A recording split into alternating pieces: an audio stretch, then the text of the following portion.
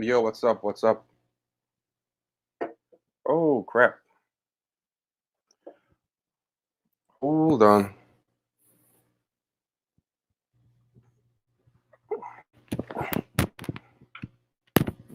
How's everybody doing?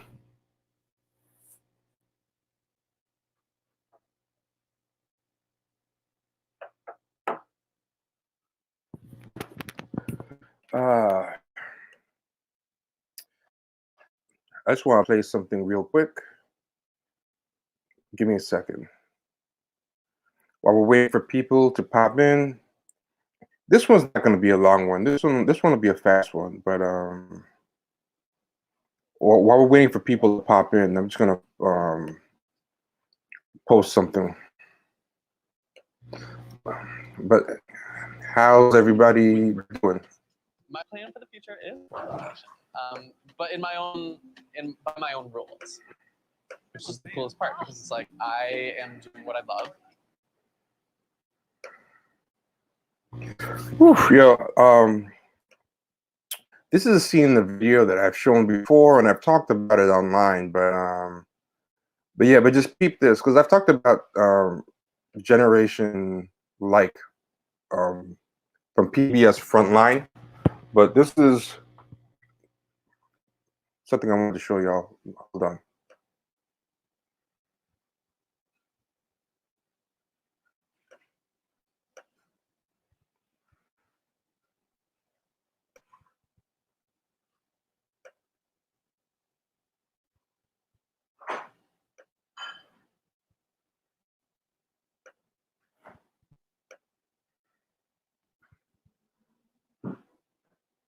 Something I wanted to show y'all. Hold on.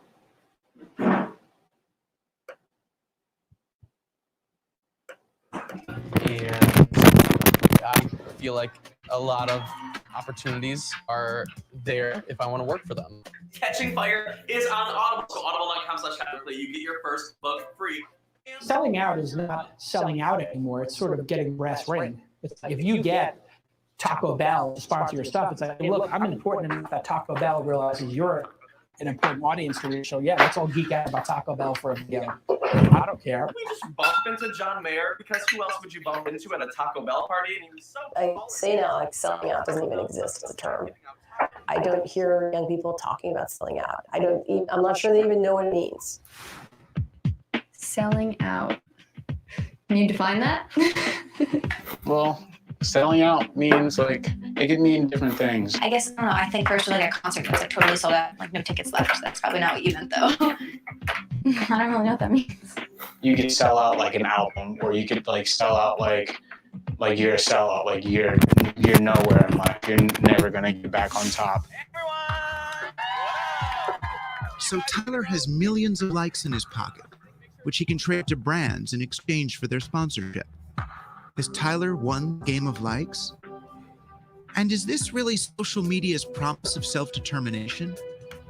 Promoting movies in exchange for virtual prizes? Playing the class clown in public to get free skateboard gear? Expressing your identity through junk food advertisements? Can kids really win when they don't make the rules? Maybe that's why some of them are opting to become the game makers themselves. Hey, what's going on? Yeah. I always love that clip. So who's in the chat? We have Yakub, Outlock, I Sound Info, Tron 6, Sly, the stand that without handouts. I love that one, y'all. Yeah, this was not gonna be too long. Let me tell the family where to find us. This is the first time ever that we're doing Twitch. I've never done Twitch before, but some people like Twitch better than this. So we're doing a simulcast. We're doing both at once. So I want to know, what have y'all been doing with your quarantine time? What have y'all been up to?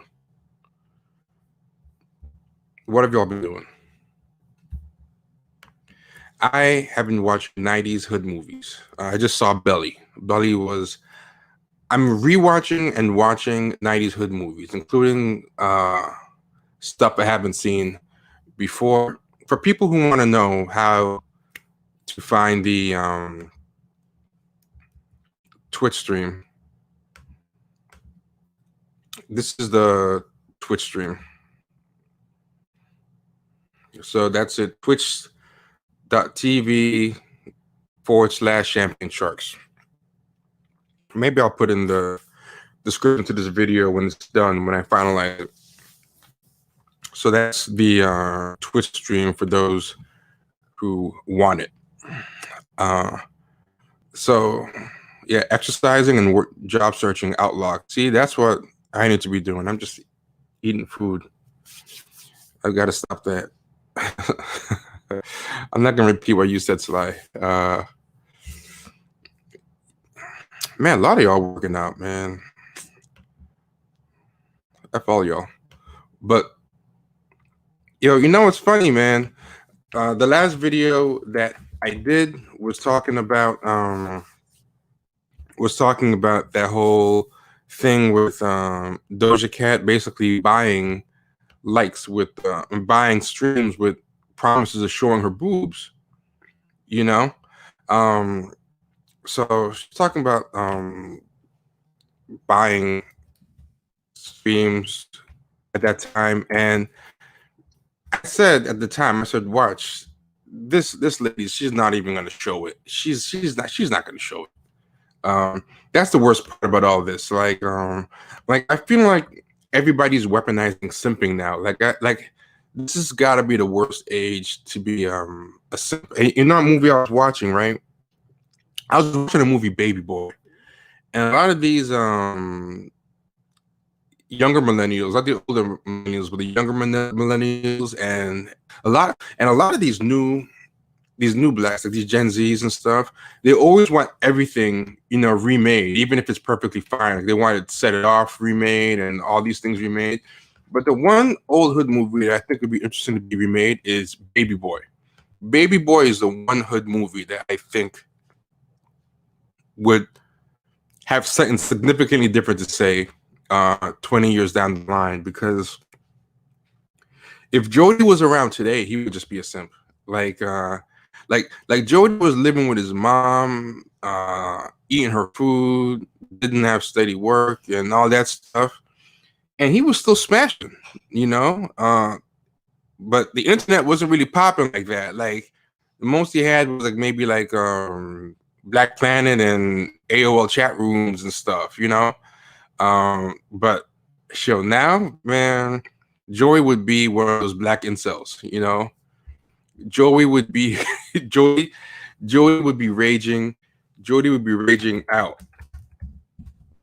Forget about it, man. It would be a totally different thing. Jody wouldn't leave his house, man. Jody would just be on Twitter and in the chat room. He'd be on 4chan, the black version of 4chan. Yeah, he would not be smashing. He would be a black incel. And there's a lot of black incels out there, you know. Don't let it get twisted. They're not going out doing those mass shootings and stuff. Bless them, but they're doing a lot of stuff out there. They are having the meltdowns. There's one black incel. I want to find him. I forgot his name, but I want to put a video of him. Like yeah, a lot of these there's a lot of black incels. Not get it twisted. Yeah, so yeah, I think Baby Boy is the one they need to remake. That one would be a good. Someone said Jody would have his girl doing OnlyFans. Like you know what was good about it's arguable whether Baby Boy or Boys in the Hood is the better hood film, because I think they're just different. Like Boys in the Hood is like a time capsule. Like, you know, we thought that crack era was gonna last forever. We thought that was just there was no future. And now you look at it, it almost looks quaint. You look at it now and you're like, man, wow, that was a crazy time. You know? So like Boys in the Hood is good, but it's a time capsule. It's like watching a historic epic. You're looking in the past. But freaking Baby Boy, that shit was prescient. Prescient. That thing saw the future. That thing sound. See, as a kid, see this is interesting. Maybe he would be. Jordy would either be an incel or he would maybe he would be a SoundCloud rapper with an IG model as a maybe. But I don't know. What do y'all think? What do y'all think? Do you think if Jody had today's internet and Baby Boy, he would be like would he be like one of those fuckboy Max, or would he be an incel? Like it can go either way to me, man. But because he had, that is true though. You can't be a fuckboy and get pretty far. You know, I feel like it's a little easier for a black guy to be a fuckboy and still smash. Like if Jordy was white, he would definitely be an incel for sure. But he might get himself a little hood rat, maybe. See, I just can't see Jody having the discipline to even be a SoundCloud rapper. That was a problem. Like, Jody might be doing viral videos though. Jody might be a Vine star. You never know. Yeah, stand out without handouts. This is a coin toss. Isaac K said, he could be a black. Yeah, that's the same thing I said. Yeah, he could be a black e-boy. He could be doing that. Fuck around. Jody might be one that breaks out. You never know. Yeah, man. I just feel like actually, you know what? It can go either way, man. So it seems like everyone's voting that Jody would be a fuckboy. Jody would be a fuckboy. So you don't think Jody would be smashing? You don't think Jody would be just talking about like I hate bitches on the internet, nothing like that? Oh yeah. See, no, but King Bach, man, that dude, maybe, but that dude hustles. But on the other side, Jody did kind of hustle when it came to selling the women's clothing. So you know what? Maybe like that hustling he was doing for selling the women's clothing and getting shit off the truck. Yeah, maybe.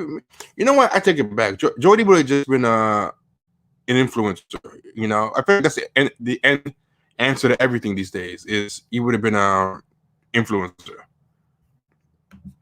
Yeah. But I've been rewatching a whole bunch of hood movies. I watched. Okay, somebody threw a wrinkle in it. Not an incel, but a MGTOW.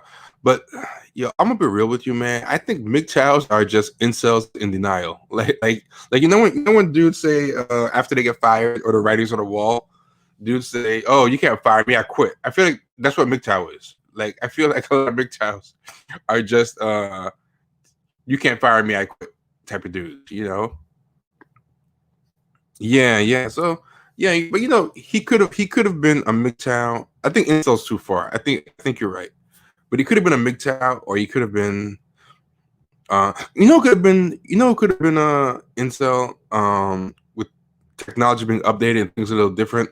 His homeboy, because the homeboy was too angry. Those incels be angry, like I guess his homeboy being too angry to spit game. Omar Goodin's character, yeah, his homeboy could have ended up incel because his homeboy had trouble just motivating to get off the couch and stuff. Yeah, so you know what this? Oh, somebody asked what's a MGTOW? MGTOW is men going their own way. They're dudes who claim they understand women, who claim that they can smash, but they just decide that women in society and feminism is just too far gone, and it's just a bad deal. They feel like dating and marriage under family court and under feminism and all this stuff is just a bad deal for men. So they're just like, F it, I'm not doing none of that. I ain't trying to mess with none of that. I don't want it. So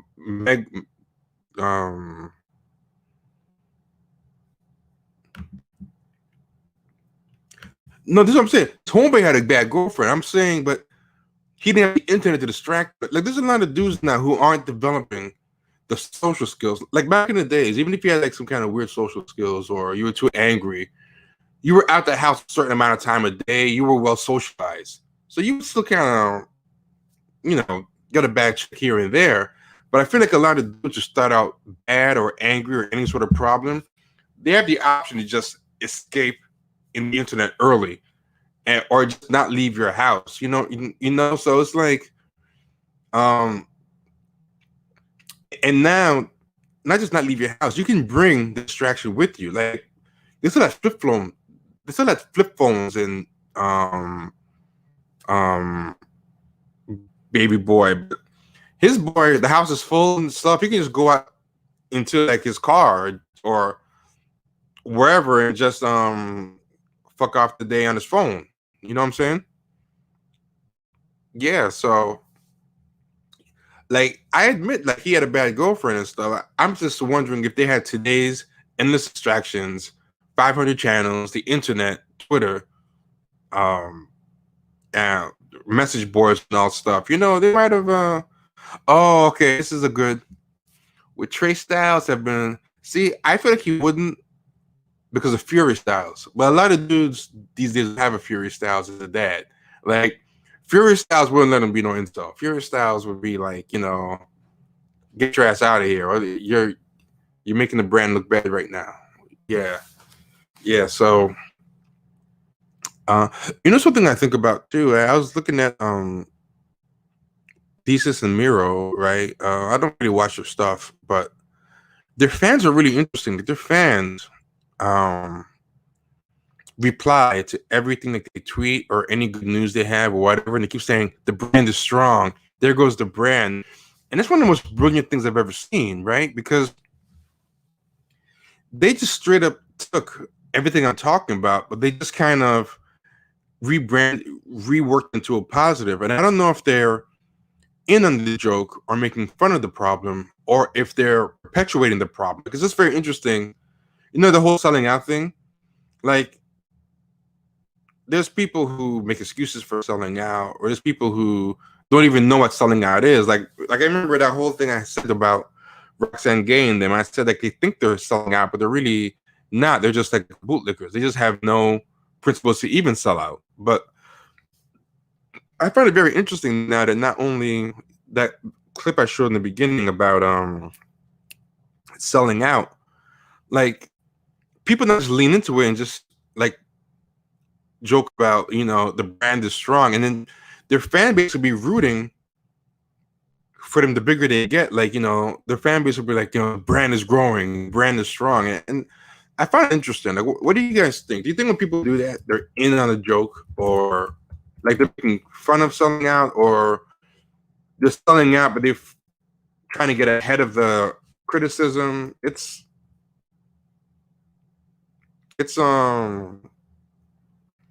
I mean, it's even in the headlines, like when you look at all the coverage for it, it's like even their catchphrase, and that fascinates me, that even in your work now, you can just advertise that you're a brand, and everything you see about them is that, like, if you do search for Lisa Samiro, the brand is strong, and it's like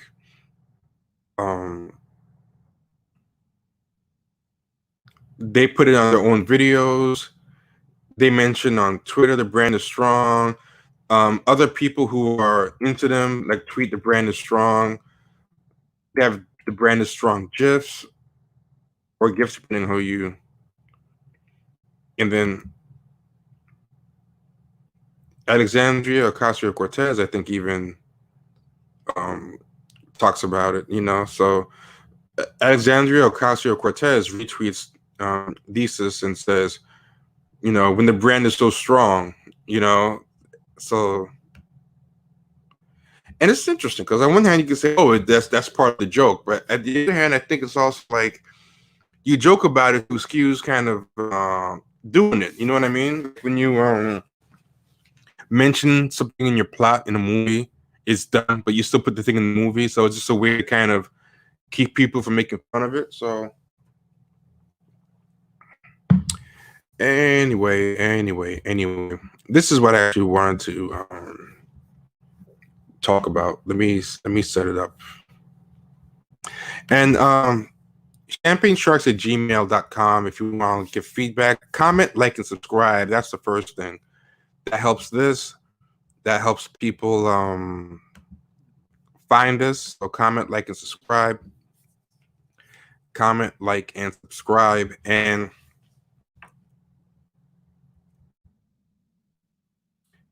yeah, but there's a lot of black incels. Let me find some black incels. And it's weird. Some of these black incels, man, they look perfectly fine, man. I'm going to show you why I think. I wonder if Jordy could have ended up as an incel. I'll show you why. If he was a Gen Z guy, you know, like, yeah, I think generationally. But I saw dudes like this guy. Pills and cells. I don't know, I just felt inspired to do a video. Just had a lot on my mind. So I thought I would do a video, shit. Now I have to think about it, what I was gonna name it. Oh yeah, what I wanted to talk about. Dealing with the, I think they call it red pill rage. He's talking about his incel rage and how he deals with his incel rage. But this dude looks perfectly fine to me. It's like blowing my mind. He's like, you know. I'm gonna name this video Incel Rage. That's what they. This guy has a whole channel. He's just ranting about it all the time, man. There's absolutely nothing wrong with him. He's got a connecting beard. I don't even have a beard like that. They think that guys like us are going to go out and start shooting up places and shit. He doesn't have like a corny type of Urkel voice or anything. Bullshit. It's not that serious. I mean, that's basically it. You get the point. That's like 33 minutes of that. You don't need to see that, but yeah, there's a lot of these black incels that look just like him. Like, look, you know, this is a good point. The paw tattoo on his chest. That's probably not the best. That's true. He had a paw tattoo on his chest. Yeah, Larry Lewis said this. Yeah, I know it's a brand catchphrase they had for a while, but I just think it's interesting that they even had the catchphrase. I never heard, like, what does it mean that you can have that catchphrase for years? You know, the brand is strong. Like, it's Oreo Man. I don't know what Oreo Man is. Let me check that out. Well, that'd be nothing too freaky or something. But I see it's on YouTube. I'm sure they have limits to what they can put. I don't want Oreo Man to be some scat stuff or something crazy. Have looking crazy on the stream.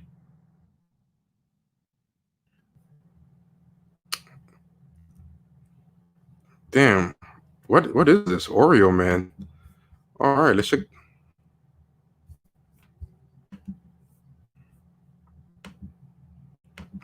Okay, this is interesting. Oh, that's the other thing too, man. A lot of incels,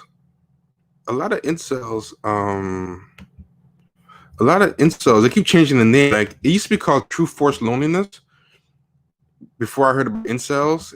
And a lot of those guys were definitely black. And then they're an interesting bunch. More like. What the hell is this? TFL, or True Force Loneliness, is a subsector of incel men that feel there is no way out of their current circumstances and upload a series of videos onto the internet. But to understand them, we have to understand the manosphere as a whole. First, you have the blue pill guys, those that refuse to acknowledge that there could be anything wrong with dating culture in 2019. Okay, is this them? Interesting group of people there. Second is the red pill guys, those that usually have teaching courses telling men how to be alpha males, usually pickup artist channels amongst others selling dreams to otherwise hopeless men. The only channel from this group that I believe is worth watching in my opinion is Alpha Male Strategies, as he calls for accountability on the men trying to acquire women. This is with his coined phrase, are you focusing on your purpose? That dude is not bad. I've seen him. He's the only one worth watching. I haven't watched any of the other channels in this genre, so please don't kick in my door on some hood shit. When we head south, we got the MGTOW group. They usually focus on separating themselves from dating as a whole. Is that Pasta News? Saved, focusing on oneself. This dude is like Pasta News from De La Soul. I would probably call them Rorschach out of Watchmen. The last one is the black pill, that which will purge this earth, cleansing the land, those that give up before even trying, stating that due to their life situations or looks, what's the point of even playing the game? For when my days have come to an end. Okay, I don't see where Oreo Man is. The TFL user we will be looking at today is a part of this group. And for fun, another group, a part of the manosphere, would be the Fabstinence group, also known as NoFap, a group of fucking losers believing that if I can just go one more day without squeezing and churning my dick, that their lives will be safe. The group that, for some reason, you guys keep sending me emails to my business.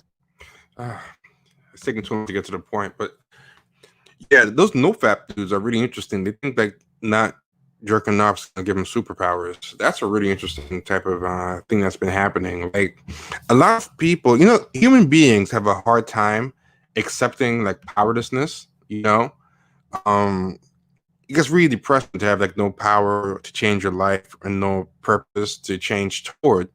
So it's like people just create things to do, you know, to say, hey, this will change my life. So those NoFap people really make these videos totally unironically where somebody stops beating off for like a month and then forget about it. They're taking over the world. It's crazy stuff, but they're one of these videos. It's really interesting, man.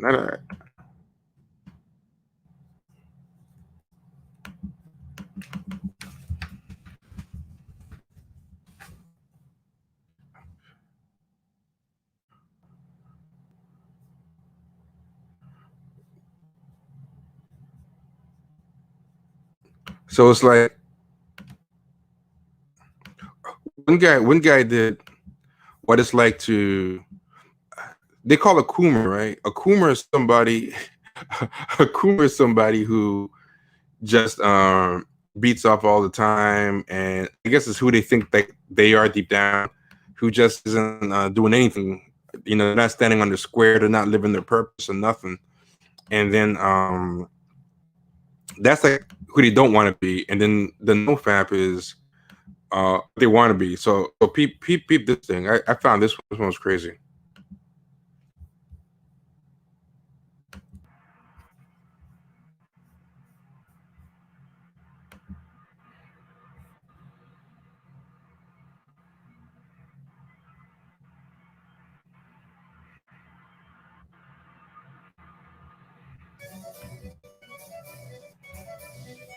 So this is NoFap, right? This is a dude not beating off, and he's he's doing it. This is the movie Limitless with Bradley Cooper. So one day not jerk it off. This is what Jordan Peterson taps into. You ever see Jordan Peterson that clean your room stuff? Like just little things like, you know, don't beat off morning, noon, and night. And these dudes just lose their mind and make him into an icon. Yeah, this is the guy who just beat off. He just chose a sock. It's probably his crusty sock. Dude, real talk, man. We make something out of nothing. But when you feel powerless, that's what we do. So this is day 7. Look what day 7 of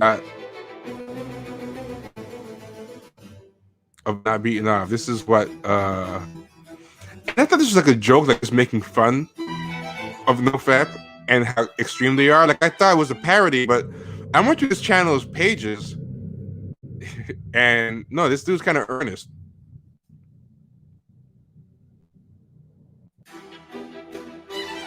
This dude's getting rich, bro.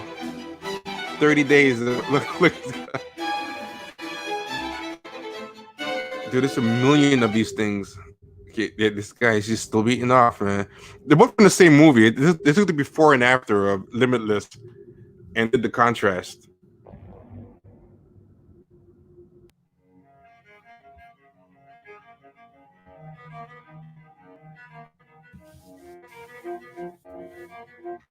That's another thing they should do, man. That's another good remake. They remake Limitless, but make this a real movie, man. The No Fap Limitless. I mean, if Jordan Peterson has an audience like that for his simple clean your room shit, you could probably make $1 million with No Fap Limitless, man. Just 2 hours, you know, to just like he's about to take over the world.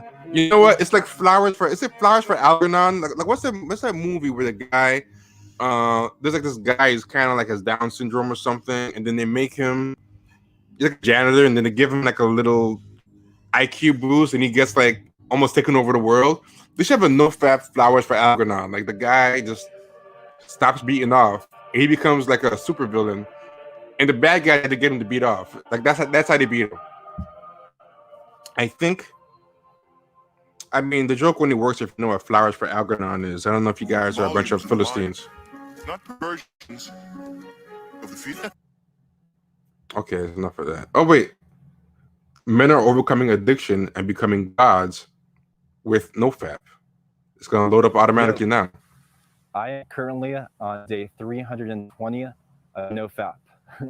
I'm also currently temporarily living with my parents, so you know.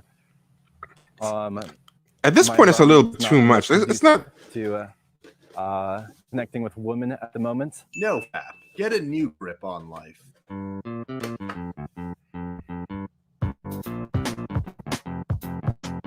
Have any of you guys gone through this, man, where you don't fap? It's the hardest thing I've done in a long time. It's been 8 days, and I just I go outside.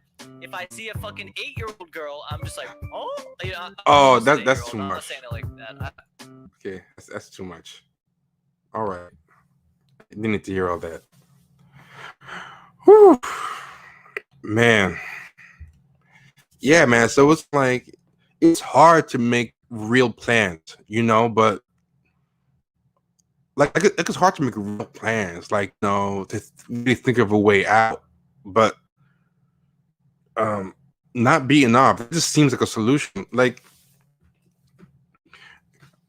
I was looking at a lot of these doomer channels and stuff like that, and it's interesting how a lot of them are not that far away from getting radicalized, but in a good way. Like they hate consumers, they hate consumerism, they hate capitalism, they're sick of it. They're always making fun of these things called soy boy consumers, and they hate how everything is just brands, and they hate how everything is just porn and purposelessness. But for some reason, they can't get on board with like real radicalism or socialism or anything like that, or anything anti-establishment really. They just decide to get more right-wing, hate social justice warriors, and get reactionary, and just come up with weird pseudo solutions like just not beating off and trolling people and investing in Bitcoin, you know? It's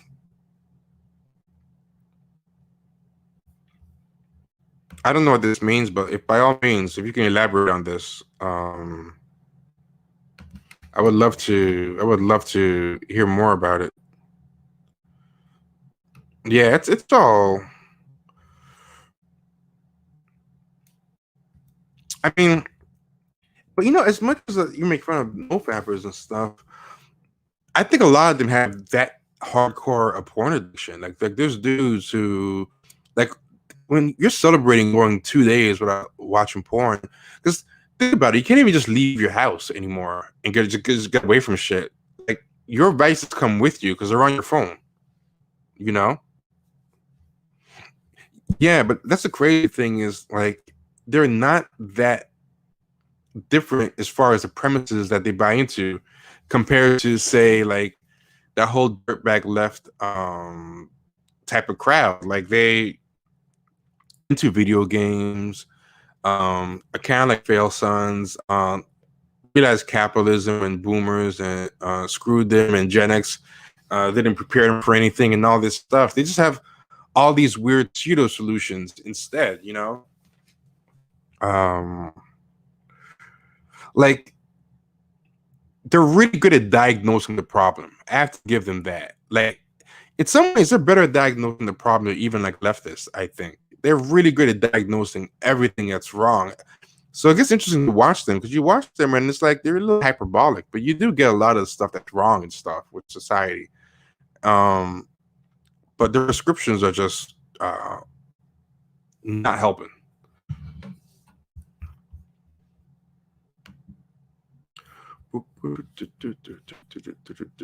So I watched Belly, and that was a good looking movie. I never saw Belly when it first came out. Like that was a hood movie that I didn't see. But it had no plot really. It was not a well written movie. It was not a well acted movie. Like Nas is a great actor, but he's not really the best when it comes to conveying like personality speaking. It's not really his thing, but it worked in this movie. DMX talks like he raps. It's fascinating. Like to watch DMX act, because DMX just like you think he's rapping. You realize, well, no, he's just talking. It's like, I went, that's what I'm doing. I went out, and then, yo, Tommy, you gotta do this. You know, he's just talking the whole movie like he's rapping. You know, it just takes you a while to kind of realize, oh wait, no, this dude's just talking. You know, it's like, and I'm talking to that. Woof, woof. You know, he just, and then now it seems like he's falling asleep. You know, but it's that movie had little pockets of like brilliance in it that made me more mad than if it was just a wall-to-wall bad movie. You know what I'm saying? Like little visual things that it did, and that final speech. And yeah, I did notice this part. I totally noticed this part. It was like the Charlie Brown thing with wah, wah, wah, wah, wah, wah, wah. We couldn't hear the voice. I noticed they weren't showing the spaces of any white people. It went to the very end that I realized it was a deliberate thing. But I did notice that. I did notice that. Yeah, and I saw Louis Rankin was in it. I didn't know Louis Rankin died last year in Ontario. You know, it was that movie had a lot of potential. When I saw it, I was like, all he needs is a co-writer. Like, why didn't this dude make more movies? I think he would have been good at it. I think Ty Williams would have been good at it. I mean, he had a very clear visual sense. Like those Missy Elliott videos and Busta Rhymes videos he used to do. I mean, he was good. I mean, I just think he needed like a co-writer or something. That final speech that he had with the Muslim guy and everything, that was really good. That was really good. He just needed a little more focus. But I saw Belly, I saw Boys, I saw Set It Off. They don't make movies like that anymore. Set It Off. I didn't see Menace. I'm gonna rewatch that. I saw. Oh, I didn't know this. Belly is an acronym for something. I just thought it was Belly of the Beast, but yeah, it might be an acronym for something. That opening scene with the eyes lit up, that was so dope. That was really good.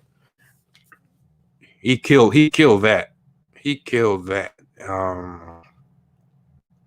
But yeah, the scenes in Jamaica were good. Like there were certain parts of the movie where I'm like, oh, this is an A-list movie, and then certain parts were like, yo, this is straight public access. This is Blockbuster, straight to video hood stuff. Like it.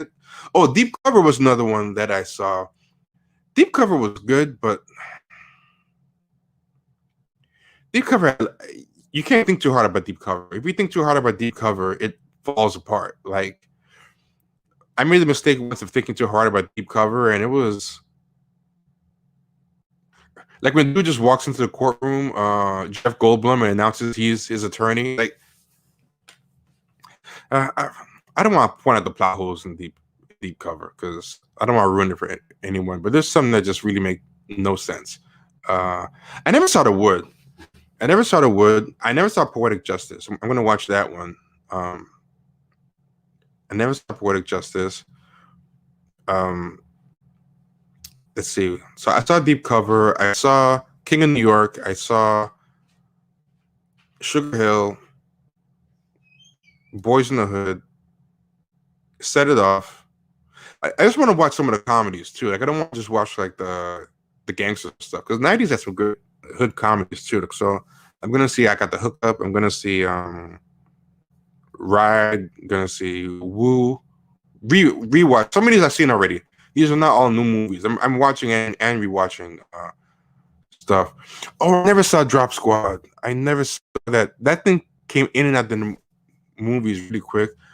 Above the Rim, I'm not crazy about. I don't want to rewatch that one. That one I didn't. I remember not liking Above the Rim for some reason. So that one I'm not rewatching. It had a good soundtrack though. It had a really good soundtrack. Yeah, but yeah, I want to talk about movies a lot more and have Mtume come on talk about movies too. Mtume's a funny cat.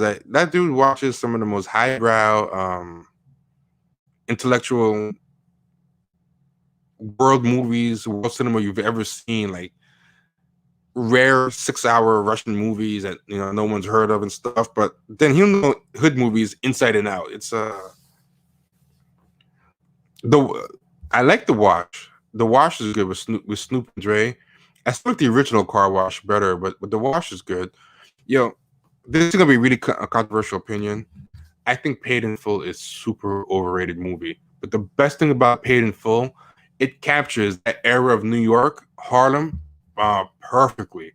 Like that scene in the beginning when they show everybody in 125th just hanging out, and it's just like a giant party. Like it used to really be like that. It's not like that anymore. Like you used to just drive up to 125th, park a car off of it, and you just walk from one end to the other, and it was just like a giant street fair in the middle of the night. Like every night, 125th was just like that, and the vendors would be out, and yeah, it would just be wild like that. I don't think Rush Hour is a black movie, but I don't like Rush Hour. It's a good movie. It's not from the era, but if you ever get a chance, y'all should watch Killer of Sheep. It's a black LA movie, but it's by Charles Burnett. It's pretty heavy, but that's like in the 70s or something. 2008, B. Scott said she watched Above the Rim for the first time. Couldn't quite get into it. I'm telling you, I saw Above the Rim in the theater. I just did not really like it, man. It was just, I think around that time, so many 90s black movies came out that by the time Above the Rim came out, you just kind of knew the formula. You just knew, okay, someone's going to get shot at the end. Like, I think Above the Rim maybe came at the beginning of the era. I would have liked it more. Oh my God, this is the best movie. To Sleep with Anger is a good one by Charles Burnett. That's a really good one too. To Sleep with Anger. Daughters of the Dust I haven't seen. I have to see it because Mtume has recommended it to me, as well as some other guests of ours. And I want to watch it to have Mtume on to talk about it. So I keep hearing about Daughters of the Dust. Oh, there's another one I saw, but I can't remember the name. Yeah, I saw House Party during quarantine. That was good. Not Precious. Holiday Heart. No, I put the wrong one. Hold on.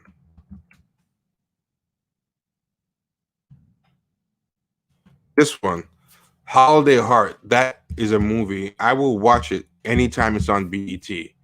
With Bing Rames playing the transvestite. If y'all haven't seen Holiday Heart, y'all have to watch Holiday Heart. That is a movie. To this day, I don't know if it's good or not, but I know I watch it every single time it comes on. And Holiday Heart, man, that movie, I don't know if I'm laughing at it, with it. I never knew that was Robert Townsend. But yeah, Holiday Heart's pretty good. I plan to see 5 Heartbeats. I plan to see I'm Gonna Get You, Sucker. I've seen all these movies, but I want to rewatch them. But a lot of them hold up. I was really surprised how well a lot of them hold up. I've never seen this one. Several people have mentioned it. What's Fly By Night? I've never seen that one. I'll give that one a try. Oh, so anyway, this is I didn't want to stay too long this tonight, but this is something that I wanted to come on and talk about, right? I found out and I figured out how to make a call-in show. And that's something we want to do. We want to have a call-in show, right? If you subscribe to patreon.com/champagne sharks, right, for $5 a month, one of our perks is a Discord chat server. Some of the people here are in the Discord chat server, and I was looking at ways to take calls, like a real deal call-in show and everything. And apparently the easiest way is to use a Discord server, which it's a voice and chat server. So my plan was to only give the call numbers to patrons. That way we can keep trolls from calling in, because I figured anyone that spends $5 a month, signs up for a channel or service, isn't going to troll. Like, I feel like if I put a phone number out there and just blasted it on Twitter, a bunch of trolls would call in and stuff, But apparently you can do a call-in show through Discord. You don't people don't even need phones. You just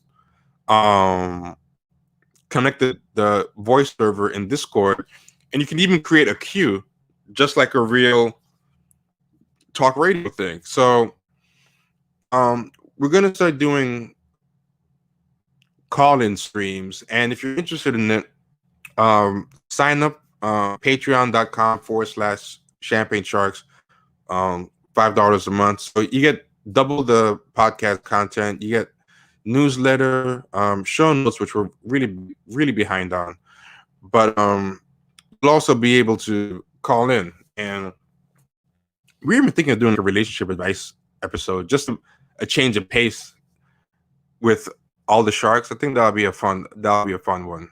And or just call in and just shoot the shit, what people want to talk about, You don't want to be like Yvette and handle the trolls. I mean, you never know. Some dudes might spend $5 and still troll. People are weird like that. I'm sure we'll still get trolls. Like, don't get me wrong. I have no doubt that we will still get trolls. Like, people spend money on worse in this day and age, So yeah, I have no doubt. I'm gonna show y'all something. This is why New York sucks. It fucking sucks now, man. I'm gonna show you something. It's really bad.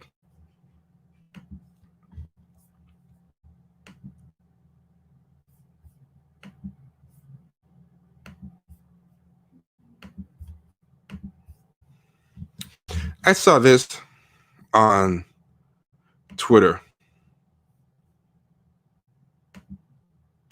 I accidentally dropped a whole tub of cereal on the subway today. I was like, oh my god, this is the worst day of my life. Not my Fruity Pebbles. I accidentally dropped a whole tub of cereal on the subway today. I was like, oh my god, this is the worst day of my life. So this dude just went on the subway. This white dude just went on the subway. And you see his big bucket right there. He had this big Tupperware tin. This is during, everyone's got masks on. This is during the whole coronavirus thing. And he just pretends like he just dropped his cereal on the thing. And it falls on everybody's shoes and everything. And I guess this coronavirus thing, nobody wants to beat his ass, wants to go over there. But it's like, shit. New York's getting gentrified and everyone's getting pushed the F out. So that dudes like the transplant dudes like this can move in. Like, we're making space for this clout chasing asshole. And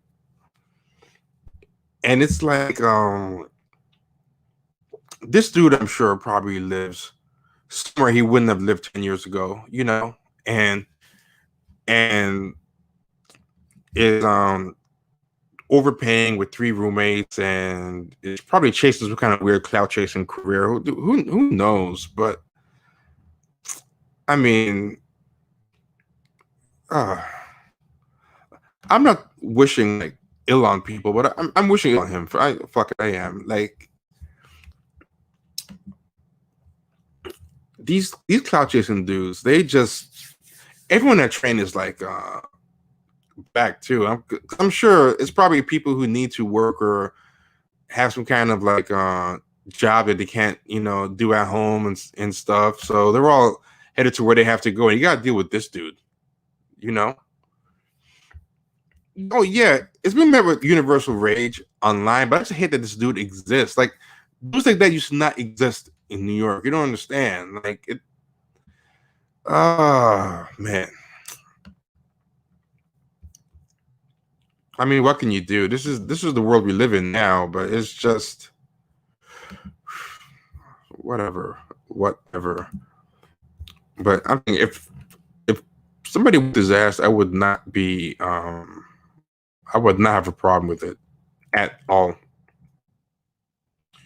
So I want to just show something real quick too.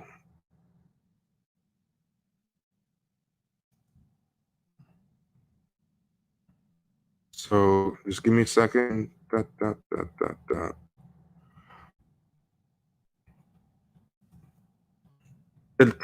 last thing we did where we talked about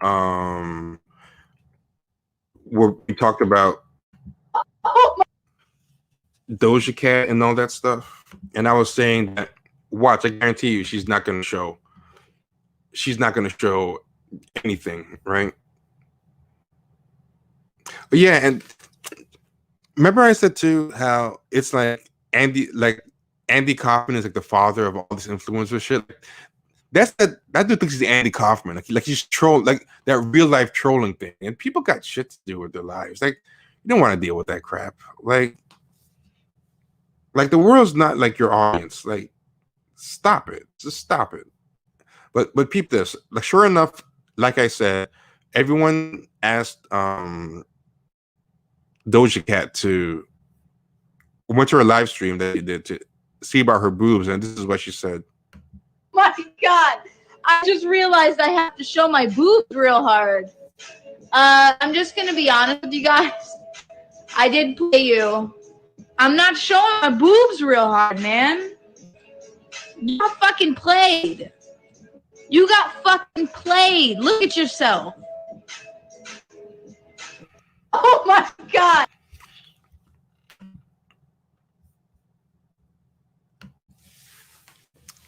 It's like, yo, my thing is, I'm not gonna complain. I don't care because any dudes who did that, deserve what they get, So they deserve what they get. But it's just funny to have that type of contempt for your audience, and it's just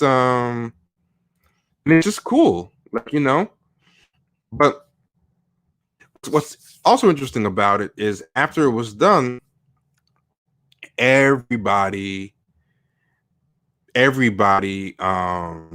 jumped on it and was trying to go viral again to comment on it. So every news thing started doing stories about Doja Cat played everyone and didn't show her boobs, and they put like a smiley face, like a laughing thing there. Doja Cat played a lot out of you, played a lot of you and stuff, and yeah, so it ended up becoming its own viral moment. The fact that she didn't play it, and then people were putting stuff like Doja Cat is literally a trolling legend. If you actually thought she was going to show her boobs, your other boobs, so a lot of people were cheering it and stuff. But people dudes were doing this is amazing. This is amazing. Some of the stuff people were doing. People, somebody made a video compiling all the stuff people were doing. One dude made his own personal click farm. I don't know how he even got all these phones, but check this out.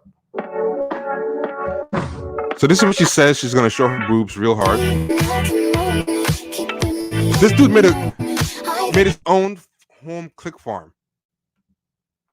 Right there. This dude and he had computers and everything. Look at this.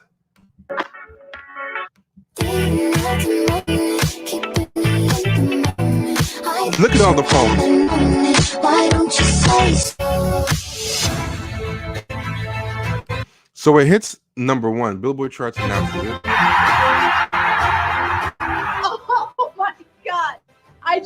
realized I have to show my boobs real hard. It's showtime! I'm just gonna be honest with you guys. Yeah! I did play you. You what? I'm not showing my boobs real hard, man. You got fucking played. You got fucking played. Look at yourself. Yeah, so I mean, you get the picture. Yeah, man. So dudes made their own, and there's so much stuff. Like everything is just trolly. Everything is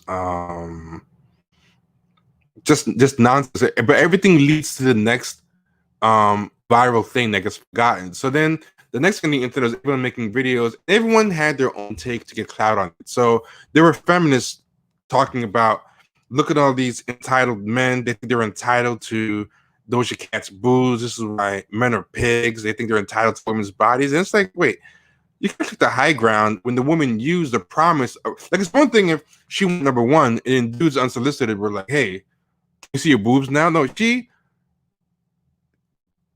trafficked in the promise of her body being shown.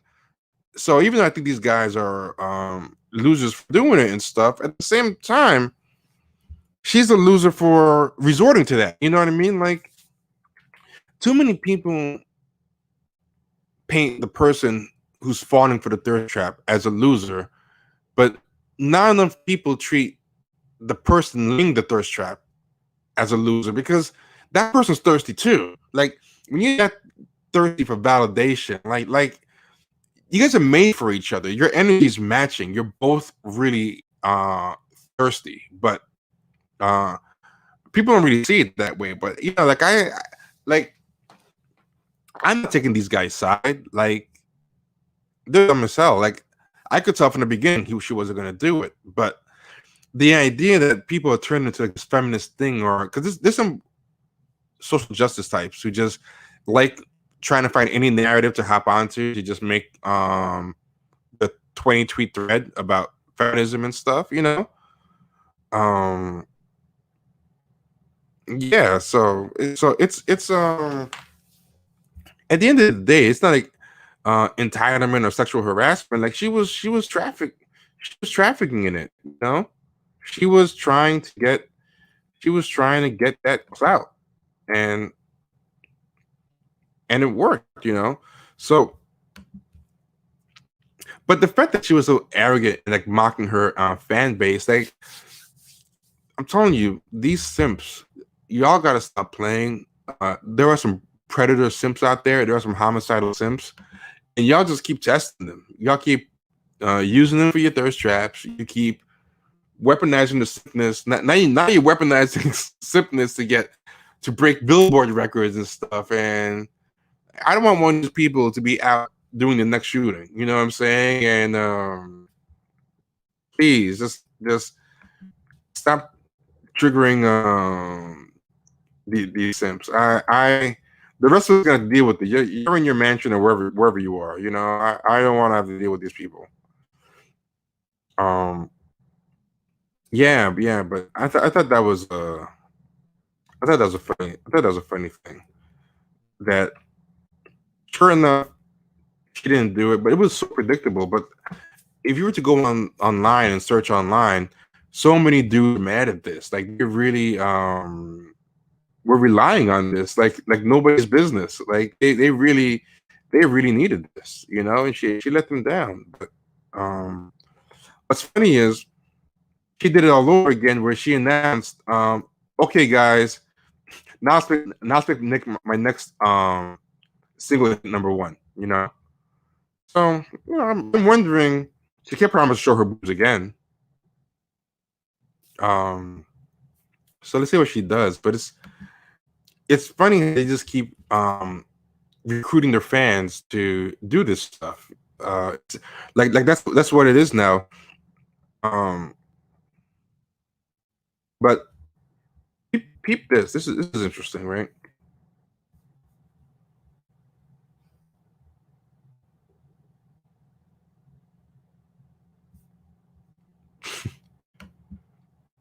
Someone said they better be glad we ain't in the 70s. Those serial killers would never accept this kind of behavior. Yeah.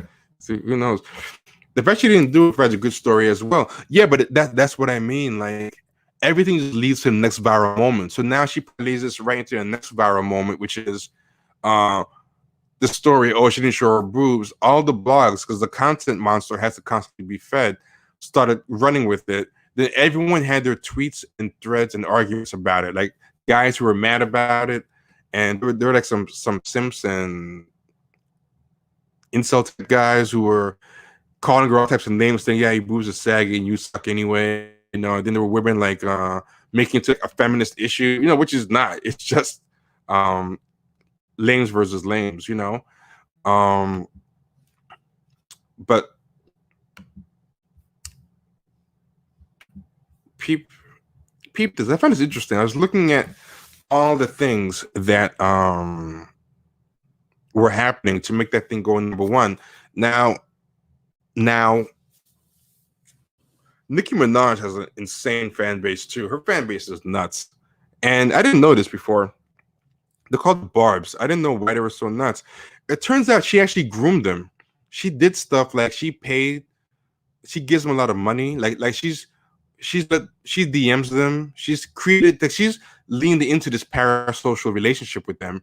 And she's given a lot of them money for like college, for bills and stuff like that, where she'll actually, you know, if you write her and tell her like you're in trouble and you're a Barb, she named them Barbs first off, and she's been cultivating them for like over 10 years. Like, so she's been really ahead of this game as far as being an influencer and stuff. So she groomed this online army, and now that she has them, she actively sicks them on people. But she's paid for some of their colleges. She's paid some of their bills. She DMs them. She does all this stuff that I didn't know. I just thought it was a total one-sided thing that they created. But anyway, people want to stuff they do. So this account, Nicki Minaj Charts, right? Fan page, NM Charts, says this woman is giving money, so hit her up, right? And then they tagged a bunch of people, including Nicki Minaj herself. This is what the thing says. Stream party tonight. This is a Nicki Minaj fan account. Stream party tonight. First 30 Barbs to DM me your cash tag will get $1.38 purchase on iTunes. So basically, they throw stream parties where they all get together and stream together nonstop. But then these people pay out of pocket for the price of a song. They'll send it to every single Barbs fan they can to reimburse them. So people are bribing other people to buy the album. And as far as I can tell, these people aren't even working for the record label or anything. These are just overzealous fans. And just saying stuff like, keep buying, Barbs and Kittens unite. So I guess Doja Cat's fans are called the Kittens, and Nicki Minaj's fans are called the Barbs. So now, this is what I find really interesting. Back in the day, you used to have two people that would collab on a song because they were both up-and-coming rappers in the biz. Now, influencers will collab on a song because they both have rabid fan bases that they've cultivated. So it kind of realized this whole song was just geared to combine online stands and merge them, you know, because Nicki Minaj, her Barbs alone, this is Nicki Minaj's first #1 on the Billboard. I didn't know this. She's gone as high as #2. She can never crack #1 despite the weaponized Barbs. So she got it with another girl who also couldn't crack #1, and the two of them just combined their fan bases and just got them to cheat and offered to show their breasts. And but I just didn't know, like, people are doing their own self payola. Like fans are payolaing each other. It's not even a word. Are doing payola to each other. You know, it's nuts. And something that's interesting. I don't know if a lot of y'all know this, but Lil Nas X was one of these Barbs. He was a Nicki Minaj stan, and he was one of those tweet decking Nicki Minaj stan, and he kind of learned the tricks of the trade. So now, when people say it's an industry plan, I can't ever understand how he came about now, because what he did was he was one of these people. So I guess he was really good at it. So he said, instead of just doing this for Nicki Minaj, why don't I just do this for myself? So he kind of knows he came out of nowhere, and he had 2 big songs in a row, and then he did all this stuff. So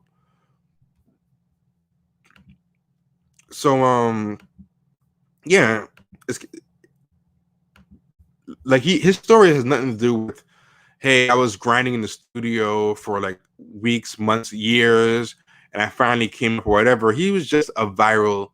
He's an internet guy. He's a troll. He's an edgelord.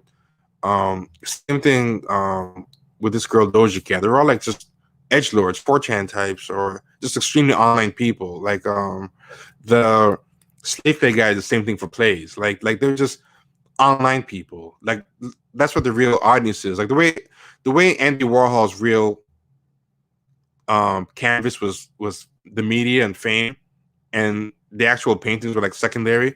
That's what these guys are like for the internet. Like oh, this is something really true. I forgot about this, and this is a really weird one. Blueface is another one that came out of nowhere that they think is a plant, and Blueface was actually a Nicki Minaj stan too, one of the more unexpected ones, and like he doesn't look like what you'd expect. But anyway, before Old Town Road, Lil Nas X was a tweet decker, and they put this thing behind a paywall. Ain't no one trying to pay your paywall. New York Magazine.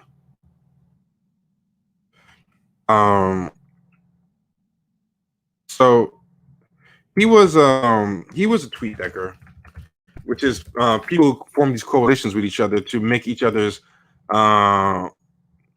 stuff go big, and they chase viral tweets like they do. So he denied it at first, but he finally came clean that he was a barb. He had a page that got suspended, but it was one of those fan pages. He finally came clean about it and admitted that he was a barb. He tweeted under Lil Nas X, "Life is too short to pretend you're not a barb." But his old Nicki Minaj stan account got suspended. It was called Lil Mirage, and he was known for being a barb, and what he was doing was tweet decking, which is how you find all these how you go viral all the time. Then he applied it to himself. Blueface was not into rap. He admitted he only got into rap like really late, like right before he blew up, like almost like a whim, and sadly, like B Scott is saying right here, Blueface is actually worse than Lil Nas X as far as rap goes. Like he's pretty bad with it, but whatever. I want to find something that's not paywall so I can show y'all what really was going on. You know what I'm saying? It's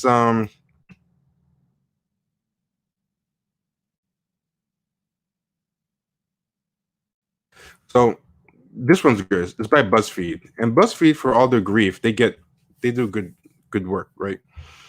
It says ever since his country rap song Old Town Road took off, Lil Nas X has catapulted to fame. Even more people hopped right on the Yeehaw agenda after the rapper dropped an absolutely fire remix featuring Billy Ray Cyrus. But before Lil Nas X was topping the charts with his viral hit, he was going viral a whole other way, tweet decking. As New York Magazine first reported, the rapper amassed hundreds of thousands of followers using the banned Twitter practice. So that's something else that these people do. Like, they're willing to break the rules or skirt the rules, you know. So the same way these people are making 24-hour playlists with a song on it to make Nicki Minaj and Doja Cat song go viral, and they're sharing tricks on how to get around the rules. Yeah, he was doing that just with tweets himself. Like tweet decking, which BuzzFeed News first reported on, involves artificially inflating tweet engagement through mass retweeting and other coordinated efforts.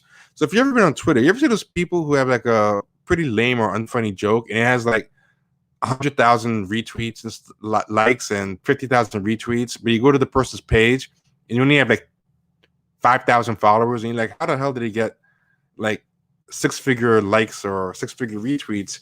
That's usually what is happening. But you know, they banned it. But his account was called Nas Mirage, which got suspended because it operated as a Nicki Minaj fan account and posted a variety of viral bait.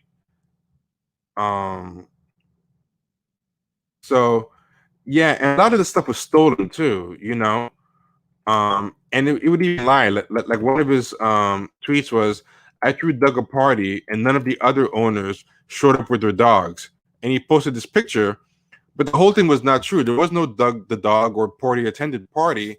But what's interesting about these guys is that's kind of what they do. They just keep testing the waters to see what works. Like this is that Tim Dillon video that I put in the other video. I was talking about how these people do have a talent. It's just never what the decoy job is. The talent is just going viral. But it is a genuine talent. And they do it by trial and error. Like, you know, this dude spends his whole day just crafting things till something hits. And they honed their craft on this. And this is what he put put toward building his own brand. So he admitted he got the idea from the Pawpaw story, which is this other story that went viral, and one about a sad pit bull. He saw 2 viral tweets. One was about this Pawpaw, where this grandfather invites all his kids over, and only one shows up, and he looks sad. And there's another one about a sad pit bull. He saw both tweets and said, "Oh, if those both go viral, then you make a fake story about a sad dog who has a party and nobody shows up, right?" So yeah, that's basically what he did. But B. Scott said it's funny that B. Scott said this. B. Scott said, when did Nicki get #1? Because it's hilarious that Lil Nas X may have done all that for her and then he gets the #1. But that's what's funny. He got #1 before she did. You're exactly right. He got #1 before she did.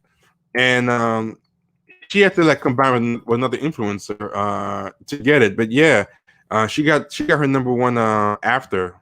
Her first one was the one that she did with Doja Cat. Yeah. So it's funny. It's just funny. It's funny. Lil Nas X and Blueface are both Nicki Minaj fans, but when they got famous, they both did songs with Cardi B. Well, they're clout chasers. That's what you do. You chase what's hot. It's not a game of integrity. It's anything but, man. If you got the clout, you're who they're gonna work with, you know. Yeah, that's how these things go. There are no friends in this game. Not a one. Yeah, and I think also that stuff they do where they make a bunch of remixes of the same song. I got a feeling there's some fuckery with that too, because I think somehow maybe that ends up counting toward the same song or something. Because I was wondering why, and peep this.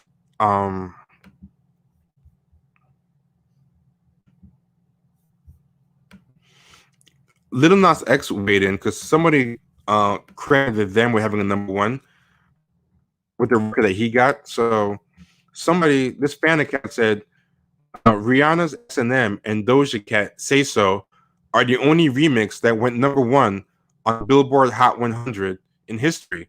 And then Lil Nas X waited because, being a viral influencer is his thing. He took umbrage to that and he corrected. He retweeted and said, I did not make 27 remixes to the same song to be disrespected like this. And let me put that so you can see it. I did not make 27 remixes to the same song to be disrespected like this. And I think the same way when he was a tweet decker, he would just keep, one of the things he would do is keep retrying variations of the same tweet until it went viral.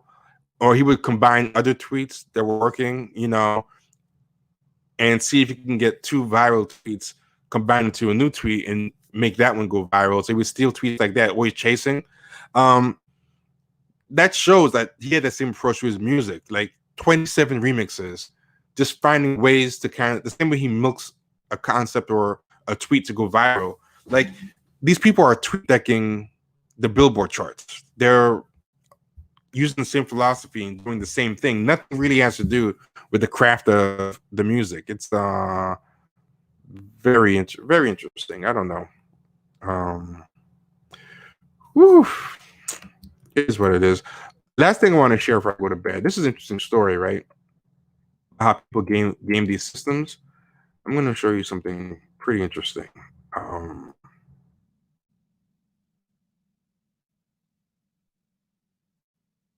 Yeah, but it is funny that Blueface used to have a Barb's account. He used to be a Barb. They discovered it somehow. He still hasn't admitted it. Actually, there's even a picture right there of him as a Barb.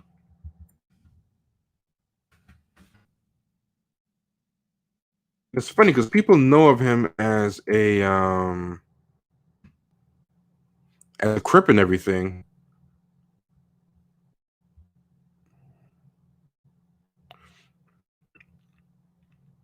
They put together all these clues, but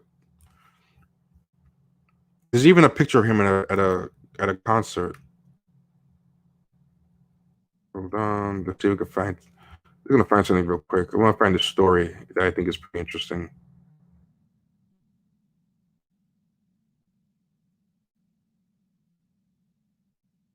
Apparently he even did to show how much these people chase things. He even did the K-pop remix to Old Town Road. Like in that one, I think charted somewhere else too.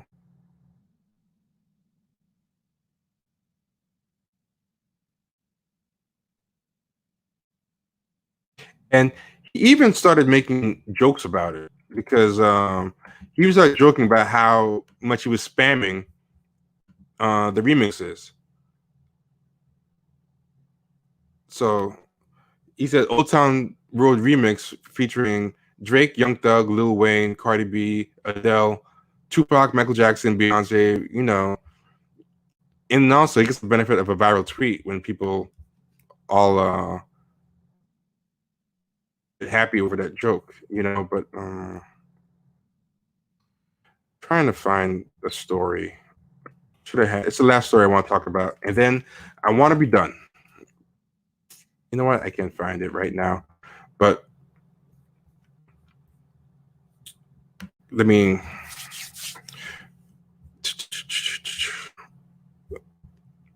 In the meantime, let me show y'all something else.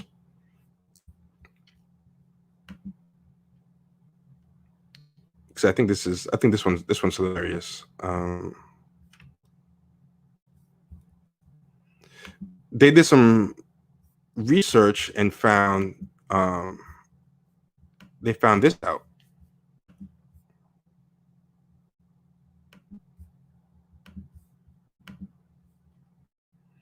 That Blueface was a Barb, and that's him on the left. That's him as a Barb right there. He's got a Nicki Minaj shirt, and they found more pictures of him.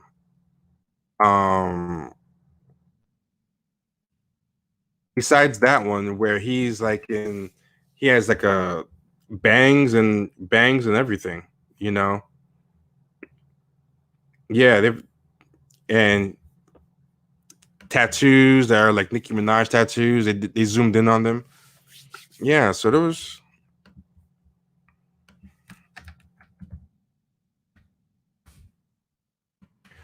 But here's a story that I wanted to find that I couldn't find, and I just found it. So let me share it right now. Someone said Lil Nas X, a millennial MC Hammer. I wouldn't even say that because MC Hammer was a hype machine, but he took his craft seriously, man. Like he may not be like a lyrical miracle type, but his whole show, they talk about MC Hammer and how he used to drill his dancers, and he said it was really rigorous. People used to dance for him. They said like he was like a drill sergeant, and he made his dancers dance and dance. Like they used to do practices the same way sports teams do, or the same way James Brown. And James Brown is notorious for doing practices that are ridiculous as well for his band. They said he was very much like a drill sergeant, and his shows. If you ever saw his shows, they were insane. And Lil Nas X is not doing that level of dedication to anything. Like he just wants the easy way to get retweets and clout and exposure. Same way like Andy Warhol. Everything Andy Warhol did was kind of arguably high concept, but it was usually like low craft. It was like, you know, Xeroxing and carbon copying stuff and lo-fi. It was all lo-fi, low craft. Like say what you will about MC Hammer. Like I used to not like him back in the day because I'm a New York dude, and he was not like a lyrical miracle type, which is what we used to be all into and stuff. But when I saw documentaries on him, and when I saw one of his shows televised, and I read up on him, I realized, wow, this guy was not lazy. He was maybe not into the rap part of it, but he took his craft seriously, and he grinded for a while locally before he made it. He didn't just hop on and last second and say, hey, this rap stuff is popping up, let me just do it. They say he was on the local scene, you know, forever. But peep this. The Great Big Spotify Scam. Did a Bulgarian playlister swindle their way to a fortune on a streaming service? And peep this out. So a Bulgarian playlist maker scammed the Spotify payout system for months last year. It could well have made themselves a millionaire, right? So this is what he did. This is a royalty pool, right? And this royalty pool, I guess, is like a zero-sum game. Like the more people who take from it, less go to other artists, right? But the worst part of it, they didn't break any laws in the process. And I'm going to read what this article says, right? What this article says is,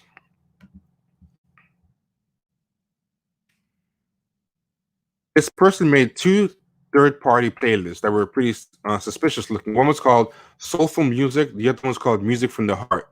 Both of them were full of music attached to ISRC codes linked back to an operation in Bulgaria. Both of them appeared in the weekly confidential global playlist chart sent around the industry by Spotify. MBW has seen a number of these confidential Spotify charts. That's the name of the site, MBW, which are believed to rank playlists by the amount of revenue they generate in a given 7-day period. One playlist sat at number 84 on Spotify global list. The other one was number 22 in its US only rankings. And the other one, Soulful Music, was number 35 on Spotify's global charts and number 11 in the US. Both of these playlists were higher than any major label-owned playlist, right? Because major labels also make their own playlists to put on Spotify. So, but this is where it gets crazy. The playlist,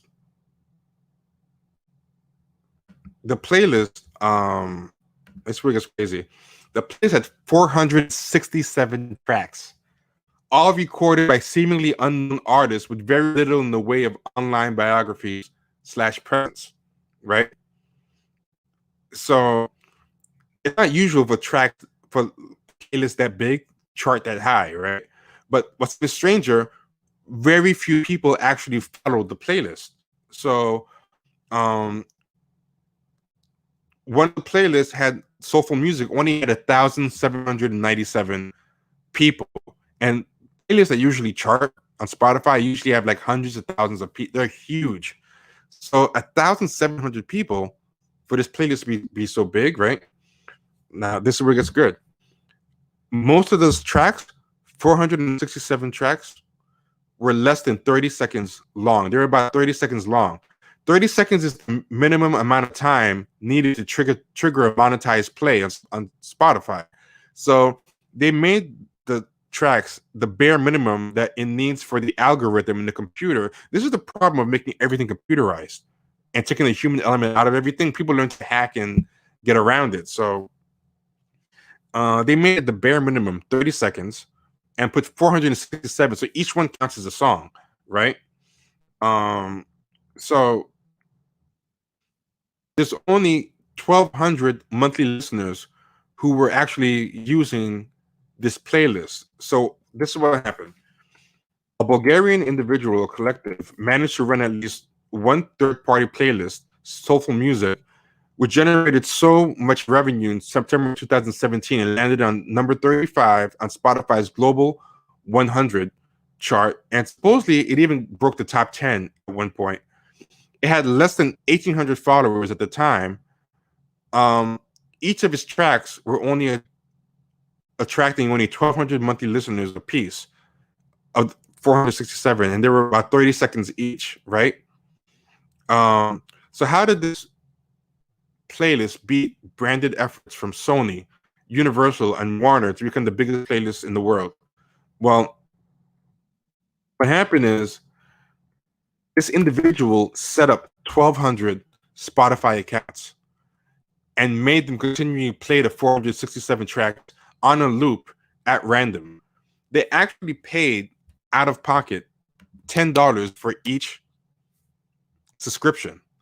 And it's not illegal. They did. Oh, what's going on? Yo, Kenny, what's going on, man? What's cracking? Were you there long? Hey, what's going on? Can't complain, man. It's chilling. Just got in the house. I'm just gonna finish the story about this crazy Fugazi playlist. This dude from Bulgaria made a 467 track playlist of fake songs, 30 seconds apiece. Paid for 1,900 Spotify accounts out of pocket. And then he opened for real. He opened 1,200 Spotify accounts himself. Right? $10 a month for them, right? So you're thinking, why is this dude gonna spend? He's spending like about $20,000 out the bat. Sounds crazy, right? Yeah. And this is what happens. Spotify, to get royalties off a song, the song has to be a minimum of 30 seconds. He made all 467 songs 30 seconds each. Right. So that's what he counts. Plays them nonstop, so he gets the minimum royalties for each one, and he ends up. So this is the math, right? Because think about it, you have to create individual email addresses and identities for each of these 1,200 accounts, right? And he's spending $12,000, but keep this. It's 86,400 seconds in a day, right? And the average track is about 43 cents, right? So how many songs can you play seven days? 60,000 plays. So that's 60,000 monetized listens times 12,000, 72 million plays, 0.004 cents per play. So every month he was making a minimum of $288,000. That's if they play the songs in full. But Spotify, if you just skip at the 30-second part, you can squeeze in 103 million more plays. So that brings it up to 415,000. So his bots were skipping the song when it hit the bare minimum, 30 seconds, right? Now, that's across one playlist. He had two playlists, at least. And they're basically saying this dude became like a millionaire, and none of this stuff was technically illegal. And what I'm saying is, you're crazy if you think the actual labels aren't doing this same type of fuckery themselves. You know? I mean, it's no different than payola in the 1950s. Yeah, that's what it is. And these labels of payola. These labels are doing the same shit. These labels, they're working with people like this. Because I was giving an example, like people like Nicki Minaj and Doja Cat, they're actually encouraging fans to scam, right? Like Justin Bieber and Selena Gomez told their fans to leave their Spotify open all night and even open multiple accounts and just let it play all night while you sleep. Like, they straight up said it out loud. They didn't even like. Yeah, but that's the same thing as the radio station that plays Bobby Brown "Don't Be Cruel" every 35 minutes, but won't play Babyface. You know, it's the same thing. Yeah. Except that back then there was no internet. But you, as long as remember, there was an argument. Who was it that was arguing about? It was in the early 2000s. They was mad at Hot 97 and all the. I think it was Nas. Yeah, it was Nas. Oh, maybe there's also a local guy called Stro who was mad at Ebro for not playing local New York acts, and Ebro's like, "We're not a New York station anymore," like because they're not. Everything's is a clear channel. This is a clear channel station. Yeah, it's all clear. Channel. Yeah, they have a national playlist. They don't. It isn't the old Hot 97. Fuck Master Flex doesn't decide what they play. You know, they give him the records and he plays. Yeah, but so yeah. But on the smaller scale, you got the guy doing the Spotify thing. But on the major scale, with the major labels and things like that, they got the radio stations that's gonna play their music regardless. Yeah, but now what they're doing now is they're not even relying on that, because look, why pay the old game of payola where you got to pay a bunch of money to a radio station when you can get these dumbass stands to do this shit for free? Because like what that guy's doing, a lot of stands are doing that shit for free on their own, unsolicited or with a little bit of nudging. So like Selena Gomez can get like millions of people to just do that. She doesn't have to pay them shit. They just do it because no. I know. I hear exactly what you're saying. I'm just saying that when you get to a certain level, you don't even need you don't need the stands, because I look at it like this. The reason why the stands are doing it, because they're doing it for artists whose flame is fizzling out. Nicki Minaj and all of them, their flame is is at a flicker at right now. So Nicki Minaj is not getting a lot of plays on the radio. You know what I'm saying? But Nicki Minaj has cultivated this fan base for like 10 years. Yeah. She's been, even when she wasn't fizzling out, like a big reason why she came up is because of this fan base. I mean, I don't know. Everything is fake now, man. Everything is. But you know, when it comes to music, man, music is such a fake. Like I think it was Dr. Dre who said he said there's music and then there's the music business. Yeah. Music business is a lot like boxing. You know what I'm saying? It's fake. It's all fake. Dude, I was saying that the other day, like the last stream, I was saying that the same way there's some people who duck boxers and just try to keep the career going and don't challenge themselves. Like there's people doing that with music now. Like this artists who coordinate to not release their albums the same week so that they can all get number ones. And I'm like, that's no different than 5 fake belts, you know, that don't really mean anything. Yeah, that's exactly what it is. Yeah, it's the same as like dudes changing weight classes. Not Canelo changes his weight class up and down to avoid people. Change things. Anthony Joshua is like always like dodging people. Like it's the same way. People just trying to get the same people trying to get bullshit belts. People trying to get bullshit chart numbers. Yep, that's exactly what it is. Because you don't have to go out and physically buy albums anymore. So back in the day, you would have to go and buy like. I mean, you'd have to, if you could look, No Limit, for example. No Limit in the late 90s, mid to late 90s would drop an album, every 2 weeks there was an artist from No Limit with an album coming out. Yeah. And people went and bought that shit. People went and bought that. Cash Money did that. You know what I'm saying? People went and bought that stuff. So for them to go gold was not a big deal because they got so many albums coming out. They getting their money. To whereas now, people don't buy albums. You go on iTunes and buy a song or you know, like that. You know what I mean? You know, good night, I Sound Info. I Sound Info was saying good night. Yeah, man. Like people are just spamming songs now. The same way No Limit used to spam albums. They just spam songs now. Yeah. And they're doing everything. I think they're doing the high level payola, but they also are doing the low level payola. Because what happened is that Doja Cat girl and Nicki Minaj got #1, and it was both their first #1s. And the Doja Cat girl promised to show her boobs if people and then it worked and it got #1. And then but I showed this earlier. You weren't around, but I'm gonna show it to you because you got to see this thing. It's pretty funny.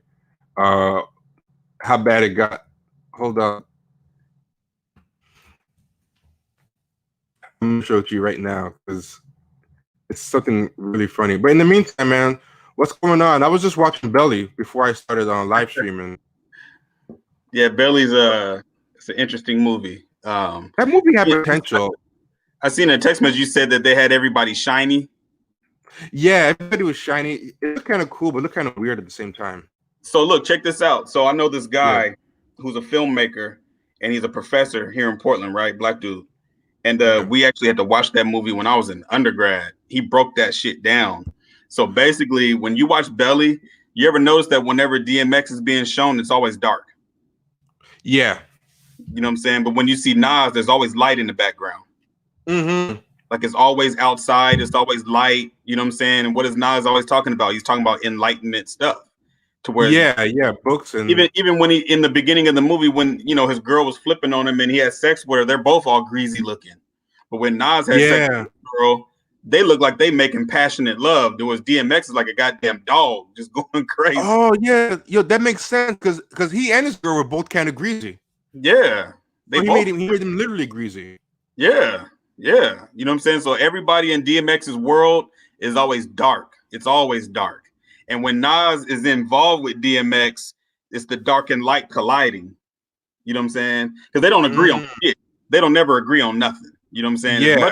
As good of friends as they are, they don't agree on shit in that movie. Yo, what's interesting is Nas is his friend, but Nas is fully aware of his flaws, which I thought was interesting. Like Nas said, dude's always instigating. You know, he's always like, I know it's his fault. You know, when he instigated those two dudes into shooting each other, like he basically poisoned those two kids. Yeah, he ruined their lives too. Yeah, he was very poisonous. Yeah, DMX's character is the perfect example of the devil's luck. Yep. And everybody around him is dying or something fucked up happened. The good dudes, they go out to Nebraska, they all get locked up or they get killed. Or what's the dude name? He played Weebay on The Wire. Yeah, he got killed. Yeah, and even Nas not messing with him anymore got some of that residual blowback because he didn't mess with him for years, and even he got like shot because something that he did years before. You know. Right. Did you ever notice that if you listen to so this is crazy, and you have to listen to the song to hear it, but there's certain parts of Belly that are actual songs that Nas wrote. So if you remember when Nas goes to the barbershop and he gets shot. You remember that scene in the movie? Yeah. That's I literally saw like an hour ago. That in the song. Also, when he goes and he sees the kid in the projects at the end and he give him some jewels, that's from Illmatic. Oh yeah, you're right. That was the lyric when he said drop some jewels. Is it One Love? Yeah, from One Love. It's from One. Yeah, you're right. That is from One Love. Yeah. Hold on. Somebody. Oh yeah, Hansi wants to say. I want to talk about why Howard was kind of a clout chaser. Howard who? I don't know who Hansi's talking about. How's it going, Hansi? I've seen you on Twitter, man. How you feeling? Oh yeah, Ken. I was saying I figured out how to take phone calls. Oh yeah. Yeah. Well, the way we do it is patrons have access to the Discord server, and that Discord server has something that you can connect it to the stream, and it can take phone calls through that. So that's another reason to become patrons. You can start calling into the show and stuff. Yeah. But Drew Thomas was asking if I knew that Belly is an acronym. What I heard is that Hype Williams said he called it belly because I guess it's supposed to be in the belly of the beast. That's what I that's thought. what I heard. That's what I said. That's what I said earlier. That I thought it was referred to belly of the beast. But yeah, like this, I thought it would be like one of those shallow, like you know, how Cameron has like the not state property. I forgot. Cameron has these movies that they're fun to watch, but they're just like brainless oh yeah, hood movies. Exactly what you're talking about. I thought it was gonna be like that, but by the time I got to Belly, I realized okay, he may not have succeeded the whole way through, but he was trying to say something. Oh he yeah, was trying to say something. I don't think he fully succeeded, you know, because the movie had some weak parts and stuff, but he should have kept making movies. I think he could have really I think where they went wrong was the movie itself. You don't really know too much about the characters in the movie. You just know who they are at that time. You know what I'm saying? You don't get any type of you don't get any background of how they ended up the way they ended up. Yeah, you know he gave nobody any characterization, and for a Right. lot of those hood movies, that's a bad problem because they just give you types. Like this is that dude, this is that dude, and if you know anything about street dudes or something, you recognize them. You know, like we're talking about Devil's Luck, and like you and I were talking about Devil's Luck amongst ourselves, not on the air, but about people with Devil's Luck. So like when people like you and I watch that movie, like we kind of know who DMX is supposed to be, even if we don't know he's supposed to be. Like we were talking about how like 50 Cent is one of those Devil's Luck dudes. Like everybody around him just kind of ends up messed up, and he himself gets a little bit of blowback. Like he gets a 9 bullets, but he's still okay. Tekashi 6ix9ine is a total Devil's Luck dude. Took down all those people around him, and he's still hanging out, breaking records. And back in the street, and then the COVID-19 gets him released early. Like somehow, even this pandemic ends up being good luck for him. Like they thrive, they thrive off the freaking. They let that chaos. motherfucker out of jail because of COVID-19, but R. Kelly can't get out. Got that Yeah. This pandemic is ruining everyone's life. That dude somehow manages to luck up out of that, you know. Yeah. And people that was luck. Don't get off like scot-free. Like they end up occasionally in that spot. Like DMX did end up getting locked up and did get put in jail in that spot. Like it's not always flawless, but compared to what they go through, I mean, compared to what they do and what everyone around them goes through, they get off pretty easy. And even their bad spots, they come out okay. Like 50 gets shot 9 times, but you know, he still overall came out okay despite the 9 times. Tekashi 6ix9ine looked like it was going to be over for him. Like that wasn't an easy time, but look how he came out after it was over. Peep this. I think this was a good one. I don't know if we get in trouble or a copyright strike for playing Vlad TV stuff. Oh fuck! Yeah, he's probably watching right now. He's probably gonna end up seeing it somehow in his whatever the fuck and start whining and shit. Go ahead though. Well, yeah. Let's see, because I want to play this. I think this is like real. This is a total description of Devil's Luck, and he's gonna sound crazy to people, Irv Gotti, what he's saying, but he's right here. Hold on. First off, is this showing? Let me make sure it's showing. Oh yeah, it is showing. Okay, hold on. Yeah, I didn't play it yet. I just wanted to show first.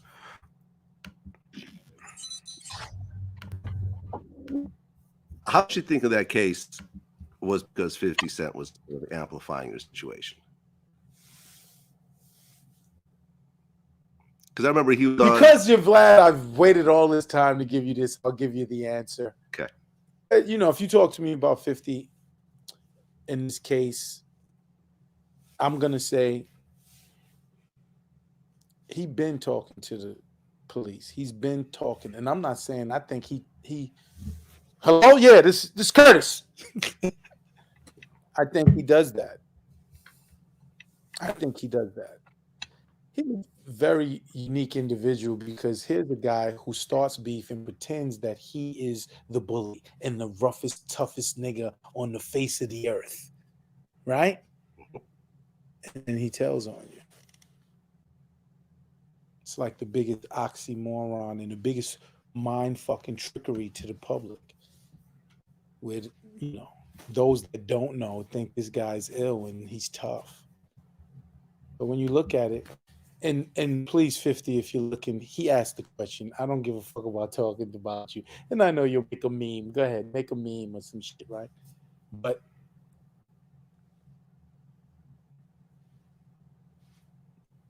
he's fooled the world. Well, I mean, He says we're pussy. And I'm soft and pussy. But he's the one that got shit done to him. And how we pussy. Like, when you think about that, we're pussy. You don't want to got touched. But, my man says it all the time. Yeah, 50 don't want beef. He wants everyone to go to jail. I think it's good to stop and break it up because then we'll get hit with the copyright and it is fair use. But I think it's something that people with Devil's Luck are really good at. They're good at making the narrative what they want it to be, man. People with Devil's Luck, like, because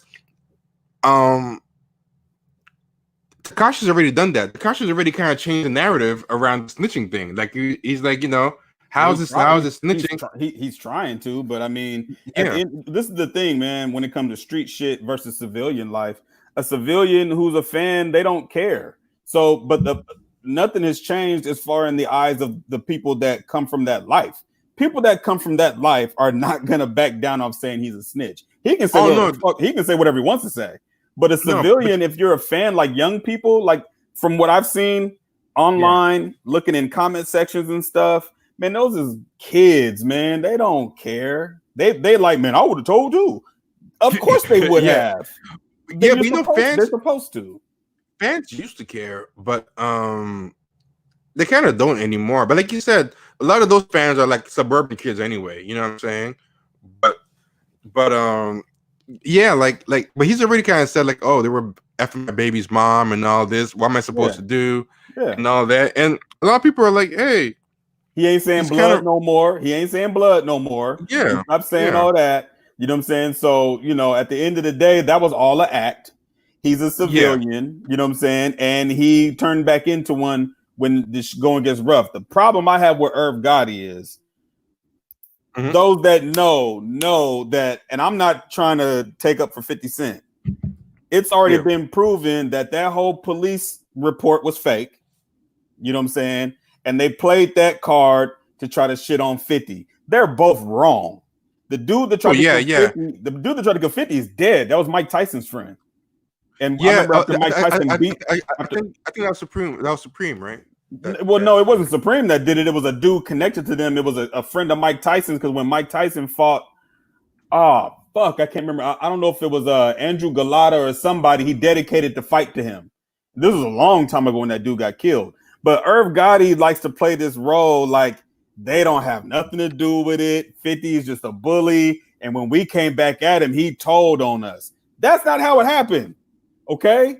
You know what I'm saying? The thing about it is, when you lose, you're always going to have excuses. When you win, it's never the motherfucker that won that'll say what he's saying. Yeah. It's always the person that lost. Yeah, so you're saying that the police report thing was fake? Yeah, you can Google that. It was all fake. Okay. I know there was something that happened where I know Supreme was accused of the being connected with the 50 thing, but that doesn't really mean anything. The feds will accuse you of everything they can. Supreme didn't go to prison for that. Supreme went to prison for the shit that happened with Jam Master. No. The rapper that got killed. E Money Bags. Yeah. That's why Supreme got locked up. It had nothing to do with 50. No, that is, but the feds did try to accuse him of it. But I think they're just trying to throw everything they could against him. Because the feds went at Irv Gotti, they went at Lil J from Houston, and they went at Suge. That's when they all three was, let me put my tinfoil Dickie suit on. When everybody said that Murder Inc., Rap-A-Lot, and Death Row was trying to put together some type of conglomerate, and the feds started investigating all of them. The feds did start investigating Jay Prince. The feds did investigate Irv Gotti and his people. I don't remember what they did with Suge. I think Suge was food anyway, so he was going to prison anyway. But yeah, that didn't have nothing to do with 50 Cent. What happens is people like to change this. The bottom line is this: they don't like 50 Cent. I get it.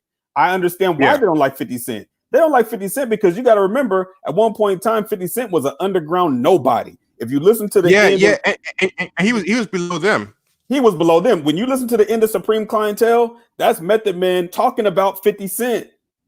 You know what I'm saying? They because they had beef with the Wu. He had beef with the Wu-Tang because of what he said on How to Rob. At that time, he was nobody compared to Ghostface and all of that. That's in 97, 98.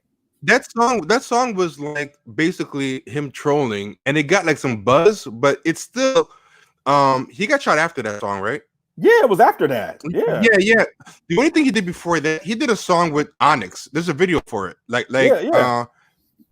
was Jam Master Jay's protege. He did a song with Onyx, but yeah, those are the two things he did. So he was basically at the time almost like a scrub, you know. From what I know, and this is only from a couple of people that I know that's from Queens, that's connected through all that. My homegirl who does PR, all the kind of shit. They say 50 was a real street nigga. Like he wasn't no buster. He was a real street dude. You know what I'm saying? So, but as far as Ja Rule's just a rapper.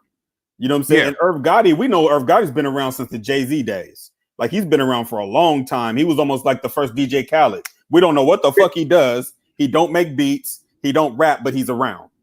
No, I could tell you some stuff that Irv Gotti does, because Irv Gotti is really interesting. Irv Gotti is a really savvy dude, but he's an early example of what we were talking about, right? Where Irv Gotti, we're talking about like Fugazi industry and stuff. Yeah. Irv Gotti was that kind of dude pre-internet. Like, do you remember something called The Box? Yeah. This is what Irv Gotti used to do. There was this song because he used to be involved with TMT Records and Cash Money Click. Before Ja Rule came solo, he was part of this group called Cash Money Click, and he's running this thing out of Queens. And this is back when you can actually do low-level stuff. The same way there was like low-level indie black movies and stuff like that. Used to be able to have like street-level records and indie records and actually make like an impact. Nowadays, I guess you still can with SoundCloud, but like they used to press these records themselves and stuff. This is before they got signed to TMT. But they had The Box, and The Box was something that you used to call in, right? Yeah. And he noticed that there was a song, I forgot what song it was, that was always getting called in a lot, because The Box was this national music show, but it was different it was like compared to different MTV, but it was strictly based on calls, and every city or town had their own call. So what's playing in The Box in Buffalo, for example, it's not the same thing that's playing out here. Yeah, that's what dudes in Buffalo are calling. Yeah, someone said Mac Geronimo was his way in. Yeah, Mac Geronimo was on TMT as well. Yep. But peep this. So there was one song, I can't remember what it was, but he knows what's coming on The Box a lot. So what he would do is whenever this song came on, he would call in Cash Money Click for my click with a bunch of people, and they would slam it. So his song kept coming on after, so the eyeballs were already on this song. So he created a whole bunch of buzz like that, and he had a bunch of singles in his apartment, in his house. But yeah, so he was always doing. So he was like one of those guys who he was kind of business savvy, but in a very hustling kind of way. Like people always accuse him of buying up a lot of the records himself. Yeah. To create chart stuff. He's one of those people that, the same way we talk about these influencers, like getting their fans to listen all night to records and stream on Spotify. It was a Stone Age version of doing that. Yeah, exactly. It was a pre-internet version of that. So yeah, it was. And Ja Rule, and for the record, Ja Rule has some talent. The problem is that Ja Rule came out at the same time as other dudes that look just like him, like DMX. You know what I'm saying? DMX did Get At Me Dog, and he's doing Veni Vedi Vecchi at the same time, but Get At Me Dog was hard. You know what I'm saying? These are two black dudes with their shirts off, with tattoos, with bandanas on. Okay. You got the Tupac thing going on. Okay, now here comes 50 Cent. Well, by the time 50 Cent came on, you know, DMX was on, you know, strung out somewhere, not making music no more. You know what I'm saying? So, you know, because that, you know, it's funny how people forget it's that presentism. You know what I'm saying? It's that presentism where people start thinking for the way we do today for them back then. And it's like, dude, no, at one point in time, 50 Cent was a nobody. And he didn't do anything different than what KRS did by dissing motherfuckers as a nobody. He did the same thing. You know what I'm saying? It's just that they didn't like it, you know, and they tried to come back at him. And, you know, I guess you can call this devil's luck too. 50 Cent ended up getting hooked up with the right people. He got hooked up with Eminem. He got hooked up with Dre. And at that time, Chronic 2001 was in the stratosphere. You couldn't go no wrong. Everybody wanted a Dre beat. Everybody wanted to be on Aftermath at that time. And that in the club, that thing dominated. Oh my the actual clubs. That whole summer, every single car that passed by was playing "Get Rich or Die Trying." Yes, and even every single car. But yo, I'll tell you something, man. Like I didn't play this clip because of that, because I don't want to weigh in on any type of snitching stuff. I don't know anything about that. I'm trying to get to another part of the video, but I do think that what he's saying, whether the details are right or wrong, I do think 50 is good at whatever happens. He's going to dictate the narrative that gets said after it's all said and done. Absolutely. Yeah. And that's what I want to play that for, not the whole snitching part, because that's street stuff. I have nothing to do with that. I don't know anything about that. I don't think the story is always going to be told by the victors. That's just the way it is. Yeah. You know That's the thing. He'll always be the victor, so he'll always tell the story. Absolutely. But I'm gonna get to the Satan part, because this part I find interesting. Hold on. Jimmy Henchman, like they roughed up his son. I don't want to talk about all this. So and the way he's trying to tell the story, like he's fucking the consigliere for the Corleone family. Like, and these guys is telling. Fuck out of here, dude. Like all y'all got dirt under your nails. All y'all be telling. Shut up. And telling.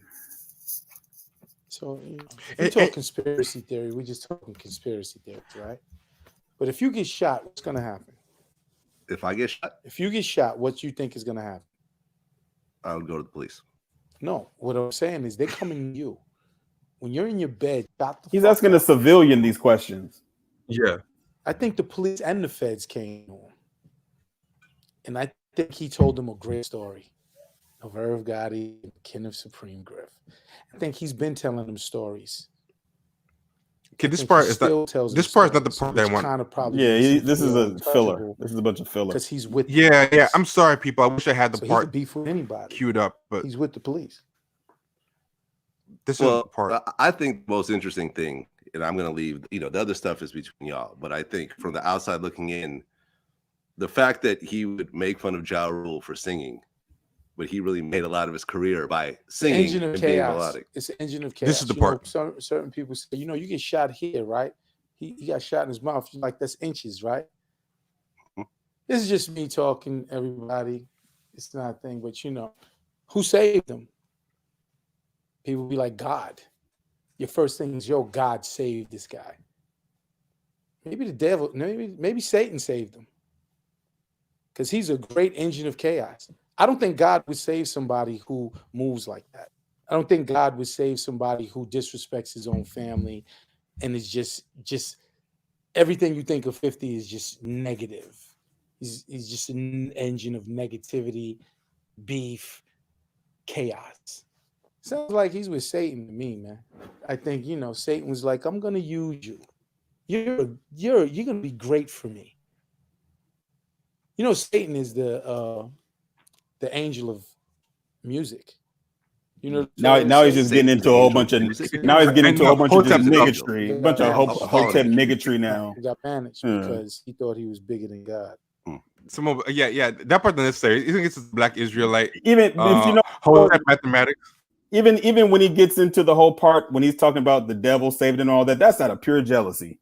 That's out of envy, jealousy. There was nothing in this is just my opinion. There was nothing in there that it sounded like it was coming from a place of hate. Like, I'm just mad at this dude. I don't like this dude because I'm not winning. He got the best of us, even though he might have been scandalous. He got the best of us to the point to where We can't even come back. But I'm gonna say this though, right? You know how they say just because you're paranoid doesn't mean people aren't out to get you.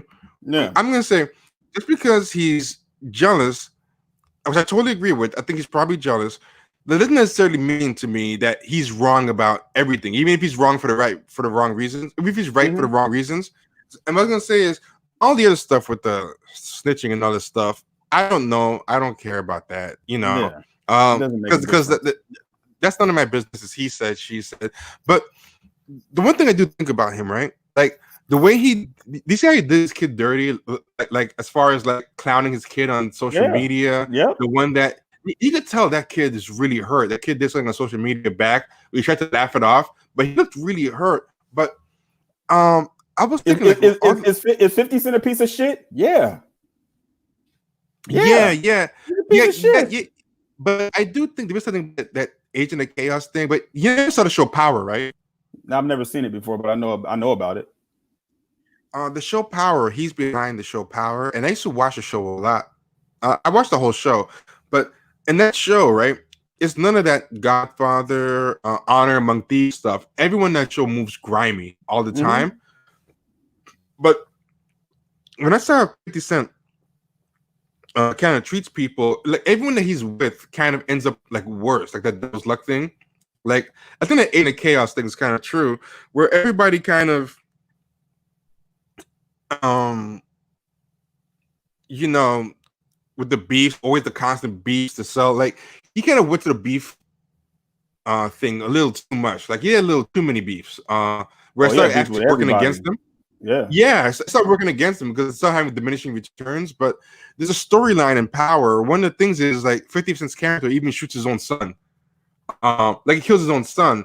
And I was watching, like, this is the grimiest thing I've ever seen in a hood thing, you know, where but the guy Power, guy whose power is about Ghost, 50's character goes to jail because Ghost and his wife snitched on him. He was the partner. They called the cops and got him locked up.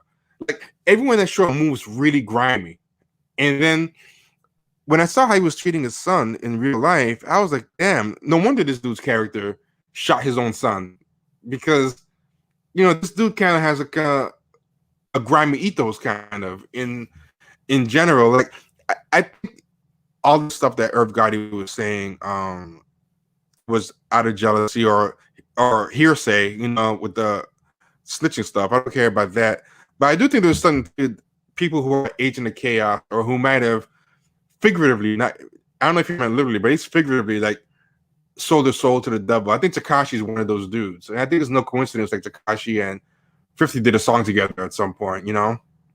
Well, I mean, it's one of those things where it's like, is it that or is it that the people that they were dealing with were so goddamn stupid that they allowed That's true too. Because this is the thing. The smartest person is always going to win this type of shit. You know, it's like boxing, another boxing analogy. The boxers do a whole lot of shit talking. The boxers do a whole lot of clout chasing, but who always wins? The goddamn promoters. The promoters always win. I don't give a fuck who the boxer is. Muhammad Ali, Mike Tyson, Floyd Mayweather. Nigga, Al Heyman is not a promoter, but he's winning more than Floyd Mayweather is. For the simple fact that Floyd Mayweather has to go back in there and get punched in the head, is going to retire one day, but Al Heyman has more fighters that they can just keep fighting until whenever, and he's going to keep getting paid. So at the end of the day, long career. Absolutely. So at the end of the day, the story and the narrative is always going to sound kind of weird coming from the person that's not winning. I'm not saying that 50 Cent is not a piece of shit. I think it's well known that 50 Cent is a piece of shit. But from a street perspective, 50 Cent is that dude that you never trust and you don't do business with him. He got into the game of the music game and was almost in the boxing world. He was actually a promoter for a quick second, but it didn't work out for him because the other promoters were more grimier than him. You know what I'm saying? So he couldn't compete with Al Heyman and with Bob Arum and Eddie Hearn. Like they're the worst. They're worse. That's because the grime level in boxing makes the music industry look like a monastery. Like the music industry is grimy, but the boxing God. Man, I've heard stories about boxers getting killed in the ring and the promoters and don't even want to pay for the funeral. That's how fucked up boxing is. You know and what I'm saying? The worst thing is boxing should be worse. This is probably the most ethical boxing. Oh yeah, this is tame compared to the 1940s and 1950s, where they would pretty much tell you you're gonna take a fall or some shit might happen to you. You know what I mean? That was the story of Sugar Ray Robinson. There was a lot of fights in there that were mysteriously kind of fixed, not for him to win, but to keep certain guys away from him. That's why you hear about Black Murderers Row and all these black boxers like Charlie Burley, who probably could have beat Sugar Ray Robinson, but were never going to get a shot. So, but when it comes to 50 Cent, I'm not saying 50 Cent ain't a piece of shit. Yes, Sonny Liston got killed by the mob. You know what I'm saying? So, but I'm not saying that 50 Cent's not a piece of shit. I'm not saying he's not a piece of shit dad. But the thing about it is, he's no different than these piece of shit motherfuckers that we know in the street life. It's just that he's on TV. He's been allowed. 50 Cent has been able to play the game the same way Suge did, except Suge went way over the line. Yeah. But Sugar's another devil's luck guy, like you said. But that DMX character was just a perfect example of all those types of dudes. Like, they leave a bunch of waste behind him. The Jamaican guy, ended up getting taken out. The one that he did the hit for and stuff. And he remember the Jamaican dude didn't want to do business with him. Yep. He told him, he was like, man, don't bring scared business to me. Don't disrespect me in my house. And he told him, he said, man, you hot, man. I don't really want to fuck with you, man. You know. He didn't trust his gut. And that dude Power, like for example, the one that Power plays on Knowledge, Wu-Tang's manager Power played character Knowledge. Yeah. If another thing with people who have that Agent of Chaos thing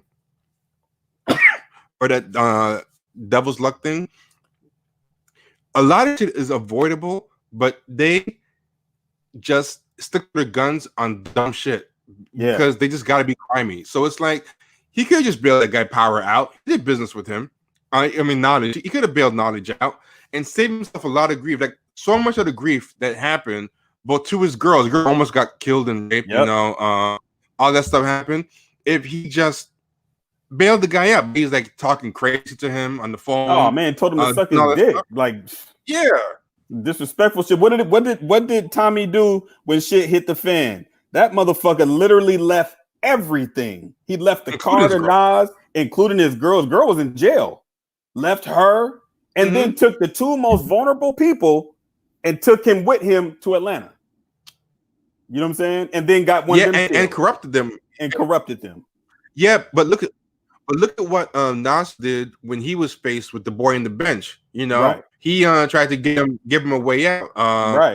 DMX got one to kill the other. Like they were visibly worse with him than they were in the beginning. In the beginning, like you could see how they kind of deteriorated. Those two kids from being around him. You can even see in like certain scenes where DMX is talking to somebody, and the look in his face, you can tell that he's there to corrupt somebody.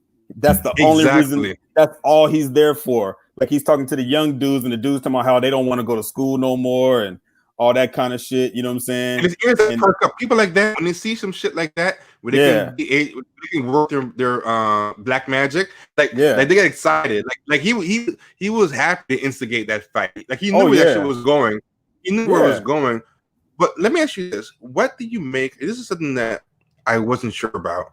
What do you make out of the fact that he seemed to be tired or didn't even want to run after the shooting happened? Because in Nazi narration kind of hints at it, where he's like, he didn't even run. He just seemed like tired of it all. Like, I mean, that was the end of his run. I mean, at the end of the day, when you get to that level, of what he was doing, I mean, you think about all the stuff that has happened before that happened, from the stuff that was going on in his own neighborhood to the stuff that was going on in Nebraska, him hooking up, calling Knowledge, hooking Method Man's character Shamik to go to Nebraska to deal with those dudes. You know what I'm saying? So you got all the people in the dope house that got killed. You know, old boy that played Mark II, that played Weebay on The Wire, he gets killed trying to run out of the house. The girl was a cop, she gets locked up. Like, all of this shit that has fell by the wayside, and a lot of it was due to him, but a lot of it was due to the other people's ignorance of following him. You know what I'm saying? Exactly. If you're gonna follow Tommy, you gotta know that when shit hit the fan, like they knew he was grimy. Everybody knew that. You know what I'm saying? Like Nas would do the narration and he would let you know what one person was. What did he say about Knowledge? Knowledge, for real grimy nigga. You can never really trust him.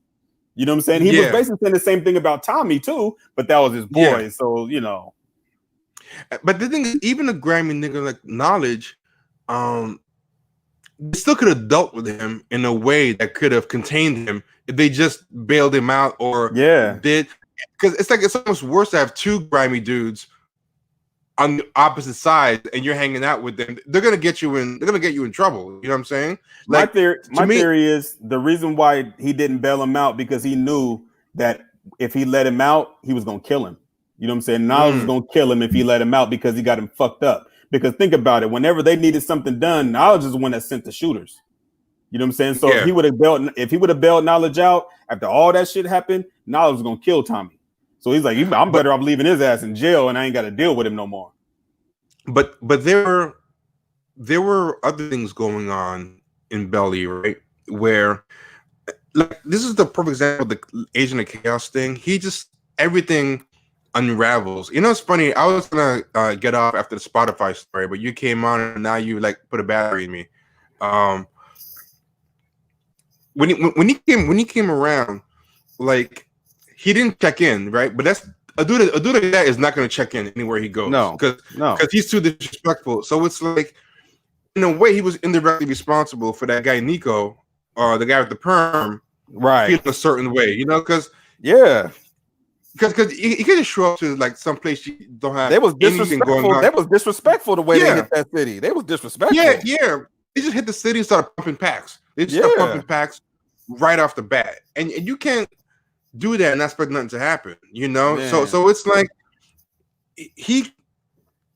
that was something that's really avoidable, you know what I'm saying? Or he could have hit the city and laid low, but he was just riding like nothing, like there was nothing wrong, and of course it's gonna go wrong. So he basically ended up undoing that guy with the perm too, because everything that came after that. So, and like you said, it's not like those dudes didn't contribute on their own. The same way, it's not like Tekashi 6ix9ine's people were doing everything by the code either, because those guys were doing dumb stuff. All these people were doing dumb stuff, but it doesn't change the fact that this person is the biggest agent of chaos, and he's the center of all the chaos. He's the centerpiece. He's the centerpiece of all the chaos, and if anything, that's why it's even more dangerous to be sloppy or whatever around him, because Nas was the one person that never got sloppy around him. Like, even though he was boring and everything, he always kept his guard up, and he said at one point, you know, I don't want anything to do with you. I want to get out of this. But everybody at some point that got sloppy, hanging out with them. Yeah, but like Nas always kept his family life and his personal shit away from Tommy. Because it's one thing, it's one thing to poison me, but I can't let you poison my family. Yeah, and that Jamaican guy, he had the sense to kind of know, but you know what, that Jamaican guy got greedy? He thought he could contain and weaponize that demonic side of him. Because this is what I think he thought. He thought, I got this agent of chaos. I have this demon, but I have this rival I need killed. And I can't be seen doing it. Absolutely. And he's like, you know what? This thing is like TNT. It's like dynamite. It's poison. But it was hubris. I can handle the poison. I can use it. And of course, it doesn't go right. Because who knows? Maybe there was a way DMX could have done the killing where it wouldn't have come back on the Jamaican guy. But DMX just blast him in broad daylight. You know, everybody's seeing him. He doesn't care. Like, you know. That was the only reason why he did it, because he knew that, okay, all I got to do is put you on with these packs. This money ain't shit to me. You know what I'm saying? You could tell that, by the way, when Tommy is driving up to his house and he's talking about the dude's house and he's letting him know, like, yo, this motherfucker's balling, you know? So he didn't need Tommy for nothing, but he's like, I got one thing. I can use you for this. It ended up ultimately getting him killed, though. You know what I'm saying? Because they knew immediately when it happened. They knew who did it. You know what I'm saying? Because they knew immediately when it happened. They knew who did it. You know what I'm saying? So it ended up getting him killed. But he figured, well, if I, in his own ignorance, if I have this dude do it, how can this play out? And he took Tommy and drove him all through Jamaica and all that kind of stuff, and it just didn't work out the way he wanted it to. He got himself killed. But but too, like he was seen everywhere with Tommy and everything, and then maybe he thought Tommy was gonna kill this dude in a more discreet way, especially because not even his own country, But Tommy just killed the dude in broad daylight. All you do is put on a dreadlock with it, Right. So for all you know, maybe people pegged him. Yo, that was the dude. He left the girl alive as a witness. Maybe that girl was like, that looks like the same dude that was with this Shada guy. Right. Just by the dreadlocks, and shit went south like that. But yeah, everybody at some point was like, this guy is toxic. He's dangerous. He's whatever, but he's too hot right now. I might be able to, and he can avoid death. He avoids death. I mean, it got to the point to where when Nollis told Method Man, Method Man put himself in the worst position possible, going into an unknown place and dealing with these dudes. Luckily, he had a vest on and got blown through the fucking front door of that strip club. You know what I'm saying? He was sloppy as hell. He was sloppy as hell. It was a lot of weird stuff in that movie that I didn't understand, because when he got blown through the door and he jumps in the car and they drive off, there's a cop right behind him. Yeah, how did he get away from that? But also, there was a million better ways to carry out that hit, and it was really, like I thought we were gonna see some nice assassination happening, Right. and he just and he sincerely got drunk. Like he wasn't faking drunk. He let himself get drunk because they show you the things from his point of view, and it's hazy. Well, remember the dude put the stuff in his drink. Remember? I missed that part. The dude put something in his drink and he gave it to him. He's like, "Oh, this is mine." He's like, "Yeah," and he just threw it down, and that's when the thing started getting hazy. But that's sloppy too, because why did you think that guy? Because we saw from watching the movie that these dudes are gonna set him up, and he had to know. Hell it. yeah. So why he had to know? There was a lot of weird sloppiness, but I think the same thing with like people like Tekashi and stuff. I'm sure these dudes probably saw this guy's reckless. He's doing IG live, threatening to do hits and put bans on people's lives and all this stuff. But all these bloods and everything in New York that were around them were probably thinking, yo, we can ride his wave. We can get chicks with him. We can travel places. So they were like the Jamaican guy. They were like, this guy is a knucklehead. This guy has some kind of demonic essence about him that all signals say stop. All signals say go away. But they overestimate how clever they are, or how well they can control the situation. Like I think the same thing that happened with that Jamaican guy and Tommy. I think that's what happened. Not saying that Tekashi was a killer or anything, but Tekashi was somebody who was like a knucklehead who doesn't listen, that creates chaos everywhere he goes. But these dudes have the hubris to think, we can channel that and get off on it. Everyone got really quiet, but it's still in the room, man. What's going on, y'all? Everyone's just, have we lost y'all? Y'all don't want to hear about Belly? I feel like we're dropping some gems in this conversation, but we still have 38 people watching. Yeah, up to 40. But hit that like button. There's only 16 likes. Oh, damn, what's up with that? I don't know. People, YouTube changed the format now. It's all weird now. It's all different where you got to look for the comment section now. Oh yeah, especially on the app. But everybody, before we head out, definitely comment, like, subscribe, but especially the likes. Like. There should be 41 people here. There's no reason there should not be 40 likes. 40 likes, yeah. There's no reason. You're gonna hit the dislike button. It don't matter. Just show some interaction. Like, dislike, don't matter. Interaction is interaction. Hey, if YouTube sees that people hate you, that hate sells. Yeah, fuck it. Yeah, do something, man. Don't just sit there. But if you ever think about it, when you're watching Belly, like a lot of stuff, like you were saying, when he goes into the strip club, you be thinking it's gonna be some type of assassination thing. Yeah, but them dudes, these is regular ass street dudes that don't know shit. These are motherfuckers still shoot their gun sideways. You know what I'm saying? So him going in there, he really did think that, because They're coming from he's coming from New York. These some dudes in fucking Nebraska. You know what I'm saying? And they're like, oh, these country motherfuckers, what the hell is they doing? Like when he showed up with the car, he gave him a car. You know what I'm saying? He said he came in with a gift and the whole nine. He gave him a brand new Lexus. You know what I mean? So he's looking at it like, man, I can buy these dudes and let's just check their temperature that way. But he didn't know them dudes were a little more savvy than he thought they were, because they was more interested into protecting their money and protecting that block, because the way them dudes showed up, that was some extra shit. The way they showed up, like any city where if you show up to another person's city, I don't care where you have in Milwaukee, Detroit, wherever. When you show up to a city and you're not even, it'd be different if you show up with people like that and you buying packs from people there. But when you show up and you got and you don't take over the block, oh yeah, somebody going to jail. Somebody going to jail. Somebody gonna tell on you. And you don't even try to take over the block discreetly, like, oh, we're gonna step in this hotel. We don't want these dudes to even know we're here, and try to like just get in and get out. Like they were just like you're just flossing. He's just driving around like nothing. But what do you think about how Method Man came down? Because I was trying to figure that out. Because I couldn't figure out if Method Man. So I was trying to figure out who in this movie is a good criminal. Because no one seems to be a good criminal. But Method Man, when I saw Method Man come down, I thought he was gonna be nice. Like I thought he was gonna set them up, gas them, and then ice him cold, but he was sloppy himself. I mean, Method Man's character was fucked up because he's a guy that, in his character, he's a dude that don't mind getting his hands dirty.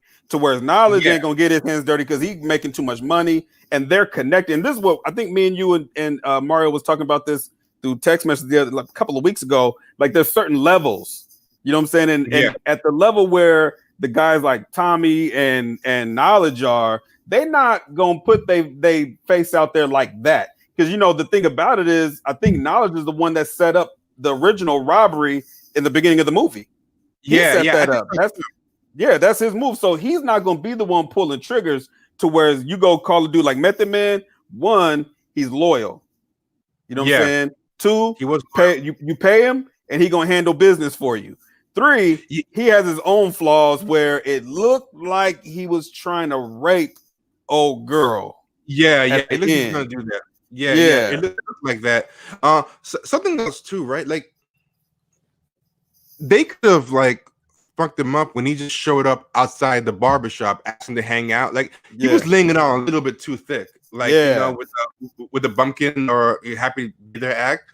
But then the way he let those guys get the drop on him in the bar, like he didn't have to go to a bar and do all that. He could have been like, yo, let's go out back and take a piss. I gotta take a leak or something. Right.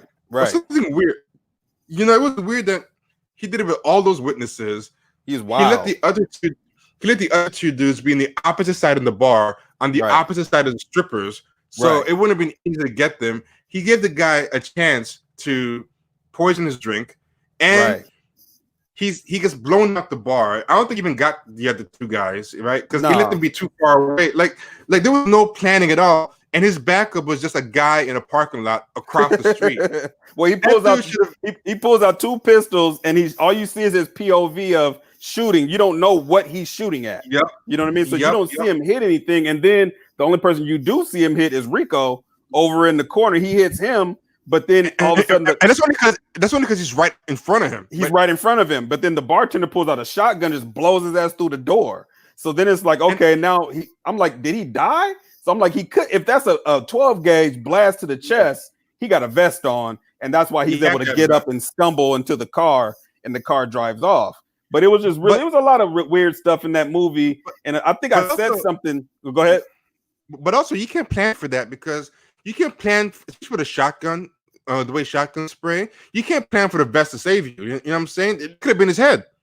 Like there were too many unnecessary variables that he allowed to happen in that movie, and he was the one part that I couldn't get. But in general, none of them were very smart criminals. Like, and I think maybe that's part of the realism. Like they didn't make it seem, because Power makes it seem like, oh, these street dudes are moving like Corleones, but even Corleones don't really move like Corleones.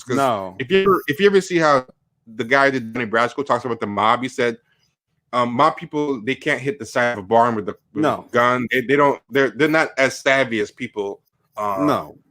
Think, so I think that was maybe an added piece of realism, that these people aren't the savvy criminals that you might think of when you see movies. Like Well, nobody was. well, at the end of the day, the dudes from Belly are street guys. I mean, when they're robbing nightclubs and going to somebody's grandma's house to count the money, and you know what I'm saying. And Tommy shooting had a nice spot, shooting in broad daylight and not getting the Yeah. drop on people correctly. Not Well, I watching mean, the back. they knew how to get money. You know what I'm saying? Yeah. That was a fact. They knew how to get money, but there was other things that they did that was really, for Tommy, for example, Tommy is a low-key pedophile.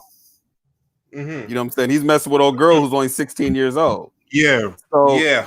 he's on another level of grimy. Like his grimy is, I don't give a fuck.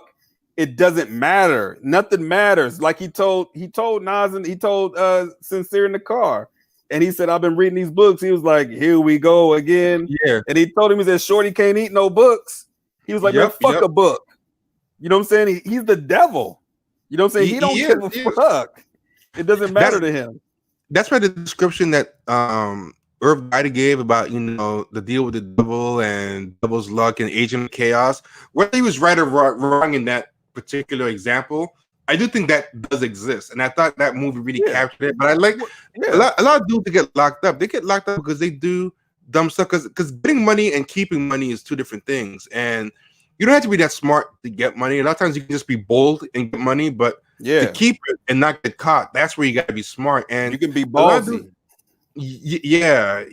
Like ballsy can't keep you out of jail. Like ballsy can get your money, but it can't keep you out of jail. And I felt like that movie was some of the most realistic dumb street criminals. Like at the beginning of the movie, that's DMX Bundy as a kid burning money on the pentagram. You know what I'm saying? So he said, I sold my soul to the devil and the price was cheap. Oh, I missed that part. Yeah. In the beginning of the movie, that's him as a kid. Exactly. So he was willing to do whatever it took, like they said, whatever to get the dough. You know what I'm saying? And you could tell that all of them had that in them, but a lot of them were just empty vessels. They didn't have anything to give except for taking in information from Tommy. To whereas Nas's character, he's taking information from him, but he's weighing that shit on scale. Like, is this some shit I want to do? Like when he shows up to his house at 3 a.m. and shit, he's like, what the fuck? You know what I'm saying? And now, Tommy is up showering, watching MTV News, and they talking about some crazy heroin that you can get high from it just getting on your skin. You know what I'm saying? Like that's how far his mind goes. He's there to where Sincere ain't think about that shit. And I think also the dichotomy between the two girls I thought was very interesting, because his girl, she's not really an agent of chaos, but she's the kind of person that lets herself be swayed one way or the other. Like she's the kind of girl that she has some kind of negativity in and of herself. It may not be malicious, but it's a negativity that like attracts like. There's something has to be negative going on for you to be that attached to someone. Like Nas and Tommy could never fully attach at the hip, because I think Nas at his heart was like different. But they would end up killing each other. Yeah, Nas's girl, T-Boz, is giving him positive vibes, telling him which of his boys is bad news and which ones aren't. And Terrell Lake's character, she's not giving Tommy aid to elevate him. He's not elevating her, and she's not elevating him. But T-Boz and Nas like they elevate each other. Well, it's a little bit different. They got a kid. You know what I'm saying? So they got a baby. So Tommy and his girl, Tommy ain't shit. She even acknowledges that she knows that Tommy ain't shit. She acknowledges it to T-Boz's character that she knows he ain't shit. But she says, I ain't got nothing else though. What else is there? I ain't got nothing else. So, but she's no different than a lot of girls in the street life that get connected. It's almost like you remember what was the name of that book? The Coldest Winter Ever, Sister Soldier's book. Yeah, Sister Soldier, yeah. It's the same thing. Whereas these girls out here that are connected to these street dudes who are quote unquote charismatic, because Tommy is charismatic. Yes, you know what I'm saying? He's very charismatic. But you get swept in this undertow of all, and next thing you know, you in the house living with this motherfucker, and all this crazy shit's going on, and you just by habit of being around this person just to not to ask certain questions, not to do certain things. He gonna take care of you. Things are gonna be taken care of, but you know that at any moment, all of this shit can come to an end. And she had like her own kind of demons because the way she killed Method Man, you could see. Oh yeah. What puts them together, but there was something that when T-Boz and her were having the conversation that I thought was pretty deep. Was she was asking like she thinks that because she's empty, she thinks things come from the outside. She thinks that T-Boz is doing good because she's got a good guy. I'm doing bad because I got a bad guy. So if he says T-Boz, like, you gotta find happiness in yourself. Yeah, that's what T-Boz said, because she was like, you're lucky you got Sincere. And she goes, I'm not happy because of Sincere. I'm happy because I'm happy with myself. Yeah. And if Sincere wasn't on board with making me happy, he'd be gone. So it's like T-Boz, she has internal happiness, internal thing, and then she views her man about whether her man is with her energy. But whereas Terrell Hicks' character is the kind of person that she's just an empty vessel. So she just an goes empty vessel. whatever. Yep. Yeah. And we see that today. We see that now. Yeah. We see that on social media with Instagram. We see that all the time with all of these young little rapper dudes that rap that, the game has flipped. The street streets is dead. I mean, if you in the street life, you just a stupid motherfucker. But the rappers are portraying what the streets used to look like, or at least what they think it used to look like, and the girls that they hang around, and we see them online because they broadcast every goddamn thing. They tell on themselves every day, and they're with Facebook these dudes, Live. And the thing about it is, I'm not hating because these are young dudes. Hey, live your life. You got to do what you got to do and live your life and make your bones. But you see these girls out here, and they all end up the same way. Instagram model ends up getting pregnant by some unknown rapper dude. Then she's on Instagram or whatever, mad. And it's the same thing. You didn't have anything to bring to this relationship but pussy. That's all you had to bring. Look at Black China and her constant antics and stuff. And she's with that guy Tyga, and they're all just chasing clout. Wait, and look, you can't say that about the Kardashians because they bring shit to the table. You know what I'm saying? Do, but they're also agents of chaos. Yeah, they're also agents of chaos too. Everybody goes down after being with them. It's the opposite of Erykah Badu. yeah, exactly. Yeah, Erykah Badu is the opposite of an agent of chaos. She's an agent of something else. Like she's an agent of I don't know what you call it, but yeah, she's the opposite of an agent of chaos, and those Kardashians are agents of chaos. But what she doesn't realize is, if a Sincere came into her life, she wouldn't attract him because her polarity is wrong. She thinks you get the right guy, and depending on the guy, he will make you good or make you bad. But you have to actually be the thing first, and then you'll attract the thing. So it's like T-Boz, and tried to put her onto game. T-Boz said,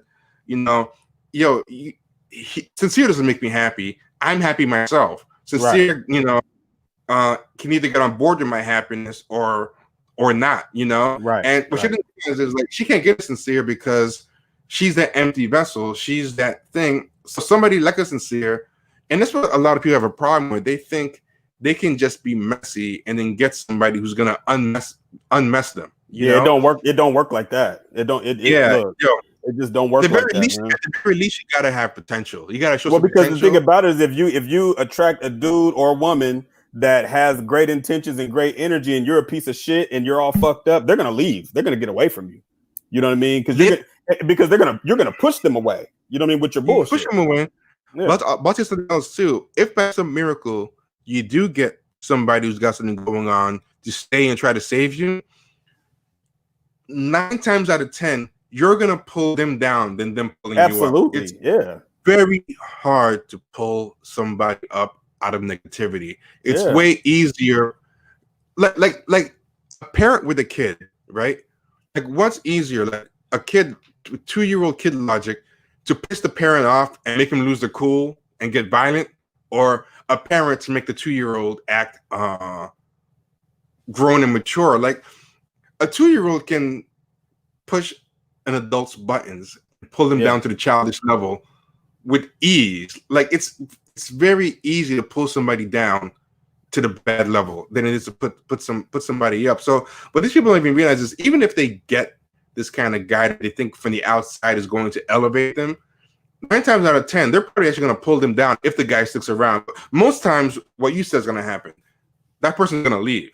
Yep. That's what most dudes who are about their thing or have means or have their head straight, they're not going to put up with that. They don't want a project. You know what I mean? Yeah, they'll put up with those women. They'll have some quote unquote fun with those women, but when it really boils down to it, you ain't gonna be the one. You know what I'm saying? You hear those stories all the time about rappers and athletes who got it going on, then flew some girl out, had sex with her, now she's mad because they won't fly her back home. Okay, you know what I'm saying? Where you fucked up for the simple fact you wanted to get flown out. That's where you fucked up off top. You know what I mean?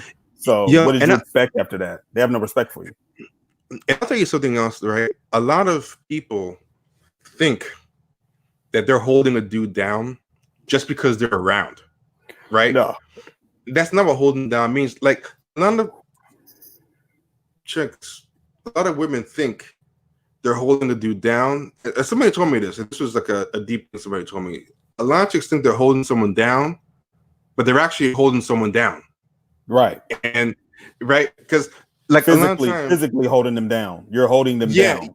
Yeah. They're holding them down, but they think they're holding them down in the other way. And what they think of as holding down is just being around. So like the person is having, you know, that didn't come up because this girl was giving this other girl advice, and she was saying, "Oh, if your dude ain't about nothing or whatever, don't do these Build-A-Bear dudes where you build a dude up, because when he gets put on, he's gonna dump you. He's gonna leave for someone else. You know what I'm saying? Yeah. He's gonna leave for someone else and everything. But what they don't realize is a lot of times when that happens, it's like the girl didn't do anything to add to that guy's elevated, or maybe she was, if anything, trying to hold him back sometimes where, you know, he put something, like, I'll tell you some example I saw. I saw one time I was in a supermarket, and this dude put something in the cart, and his girl's pushing the cart. And I think this dude probably wasn't working at the time or something. He put something in the cart, and then the woman yelled at him and goes, "What are you doing putting that in the cart? You know you're not working right now. You know, you're bringing no money to put like cereal in the cart. Like, you know, get a Cheerios job. You can get some Cheerios in this, right?" And I'm like, yo, I bet you that woman thinks in her head she's holding that dude down because she's with him while he has no job. Right. But she's doing little things to like belittle him. And I'm like, yo, like being like his mama.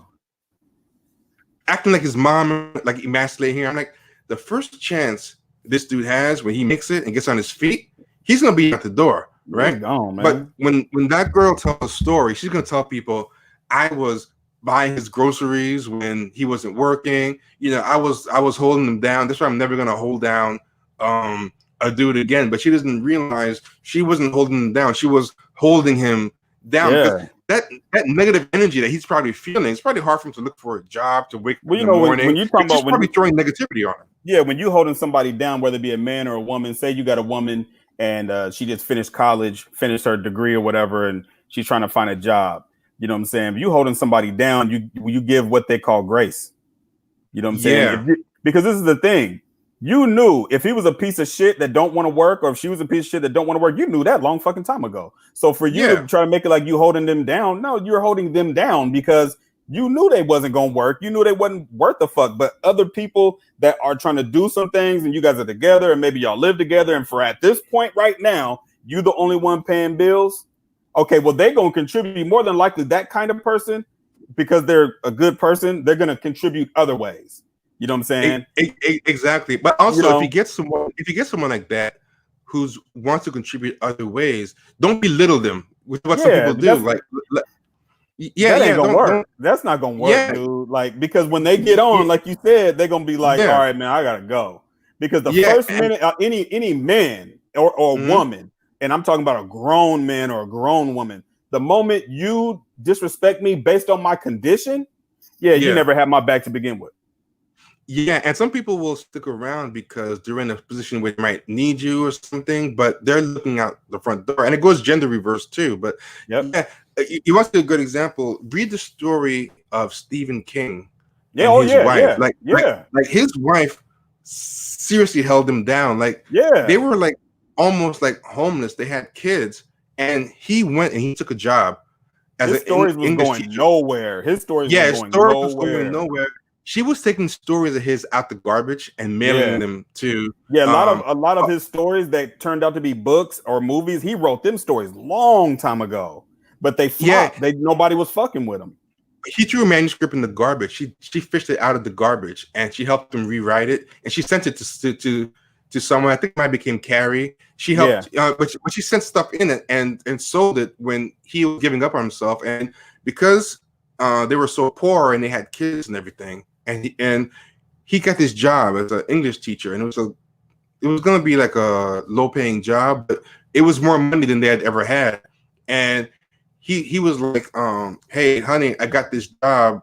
You know, our money problems are over. I can like pay the bills now. We don't have to like, because they were really, really struggling. They were like poor. And then she was like, when are you going to have time to write if you take that job? She believed in his dream more than he did. Exactly. She's like, when do you have time to write? And he goes, well, I guess I'm not gonna have time to write, but I gotta support the kids. I gotta do stuff. And she was like, you're not taking that job. Yeah. No way in hell you're taking that job. You know, I got with you because I saw something in you. And wait, she was being savvy herself because she believed him. She's like, if he gets on, my life's gonna be set. And oh yeah, absolutely. That dude has never left his wife, never heard anything bad about his wife. He's been with his, but you never hear stories about him doing dirt, cheating, or whatever. No, he got filthy rich and he's still with his wife. And there's a lot of stories like that. Like, you know, hell yeah, there's a lot of stories like that. A lot of people are like bare minimum ride or dies. Like they think like, you know, just, and the reason why I think a lot of the bad stuff happens for the person to stay with you is you're only quote unquote holding them down because you like the control. So like that woman, to a degree, she probably didn't want to do good because she actually likes talking to a guy crazy like that in the supermarket. Like she likes someone that she can talk to like that, like the energy rush of when you peel the onion back on people like that, that shit comes from their home when they was a kid. Their mama was whatever the fuck, their dad was whatever the fuck, and that's where that comes from, because that's not normal behavior to talk to another grown-up. Because you're opening the door for a lot of fucked up shit that can happen. You disrespect a man like that in the store, when you get home, he might go across your fucking head.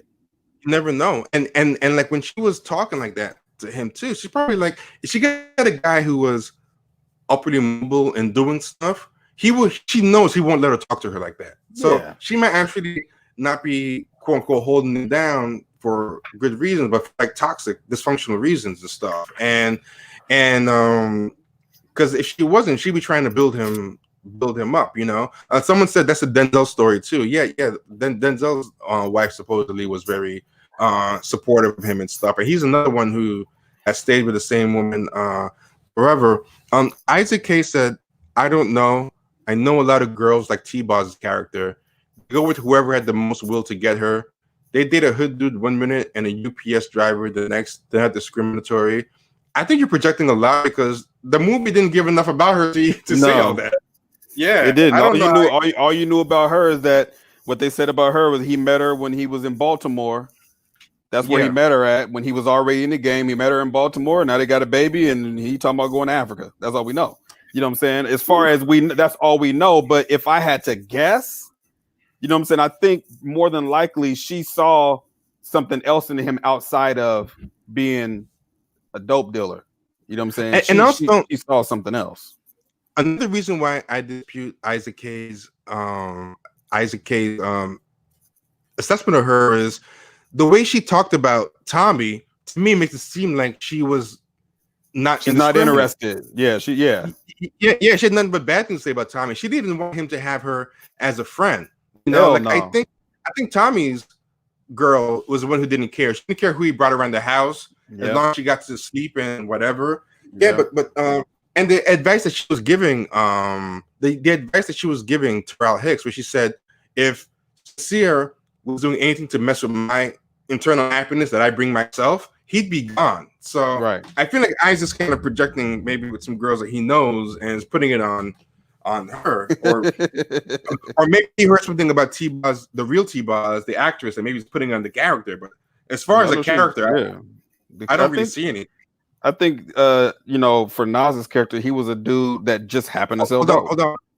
Would you mind talking for a minute? Cause I have to step up real quick. Hold on. Go ahead. All right, cool.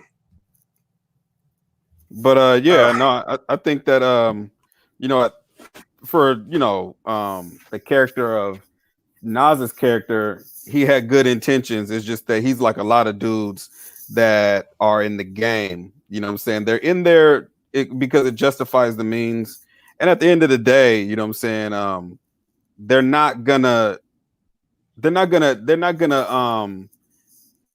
go against their own morals and integrity. You know what I'm saying? Like at the end of the day, he still had some integrity. Like he wasn't a dirt bag. Tommy's a fucking dirt bag, but he had to balance out being around this dirt bag and his family. You know what I'm saying? And trying to get out of the game. Like she even told him, I remember, and there was parts of the movie where she even said, like, they got money. You know what I'm saying? Like they don't have to be in this anymore. And he's trying to figure out a way to get out of the game as compared to Tommy, who just want to go. Those dudes always end up dead or in prison or something, or getting someone killed. You know what I'm saying? So it's a good movie. Belly 2 ain't worth a fuck. I think Belly 2 was with the Game, the rapper The Game, and that movie was horrible. Belly 2. Which movie? Oh, they made a Belly 2? Oh my god, it's so bad. It's so bad. Oh man, how many years? Was one of the ones where it came out like many years after? On top of that? Decade, maybe a decade and some time later. I think Belly 2 came out in like 2010. I don't know, but the movie was atrocious. Oh man, and you know the problem with Belly is, right? And this is what I think when I'm saying that there's a problem with Belly. Belly is a kind of movie that because a lot of it is not shot as and acted as well as it could be. Right. I think it's easy to miss the depth in it. So I can see a lot of people watching that movie and everything that we said goes over your head. You know what I'm saying? So I can see if you don't really have the right antenna to watch Belly right, I can see the terrible type of movie you can make as a sequel. Because I'm sure they just had people shooting and going to jail and just made it.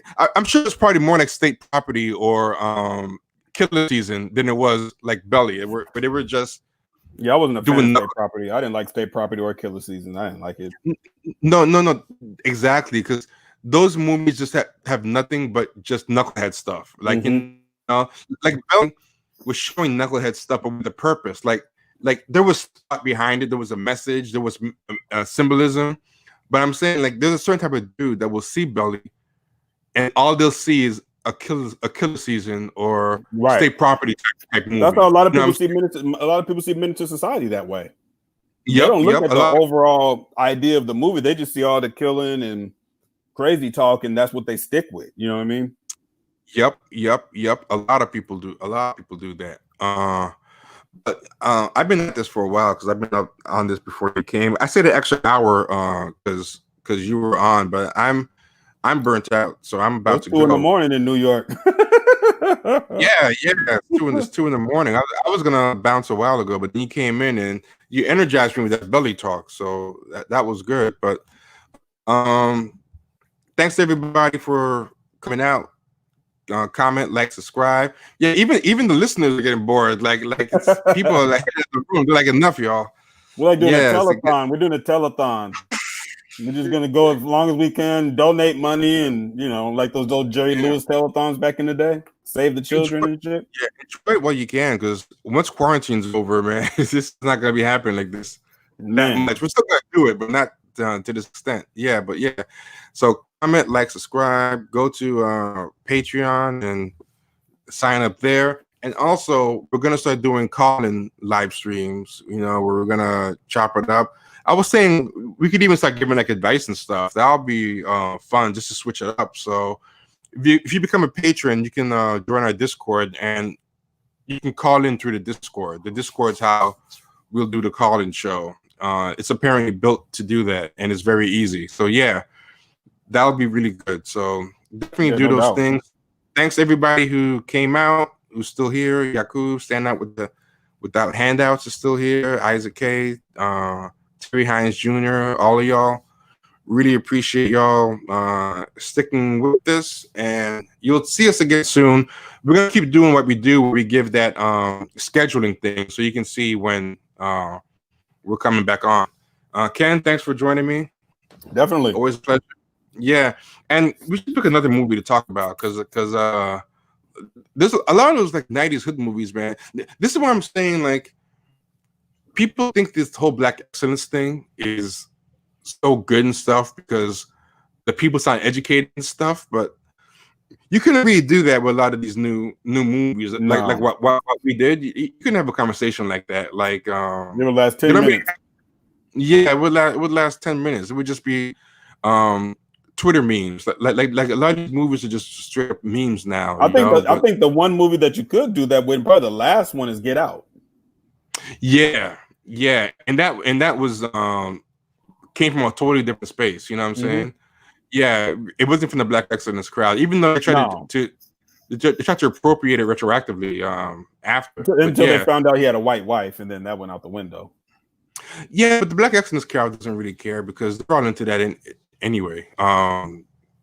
They don't care. I'm talking about like the ones that we call no parters with the. Oh, you talking about the Issa Rae crowd? Them? Oh, fuck, no. Yeah. They don't care if he has a white wife. No. Yeah. So they don't care. All right, y'all. So don't forget to like on your way out, and love y'all. Be good. All right, peace.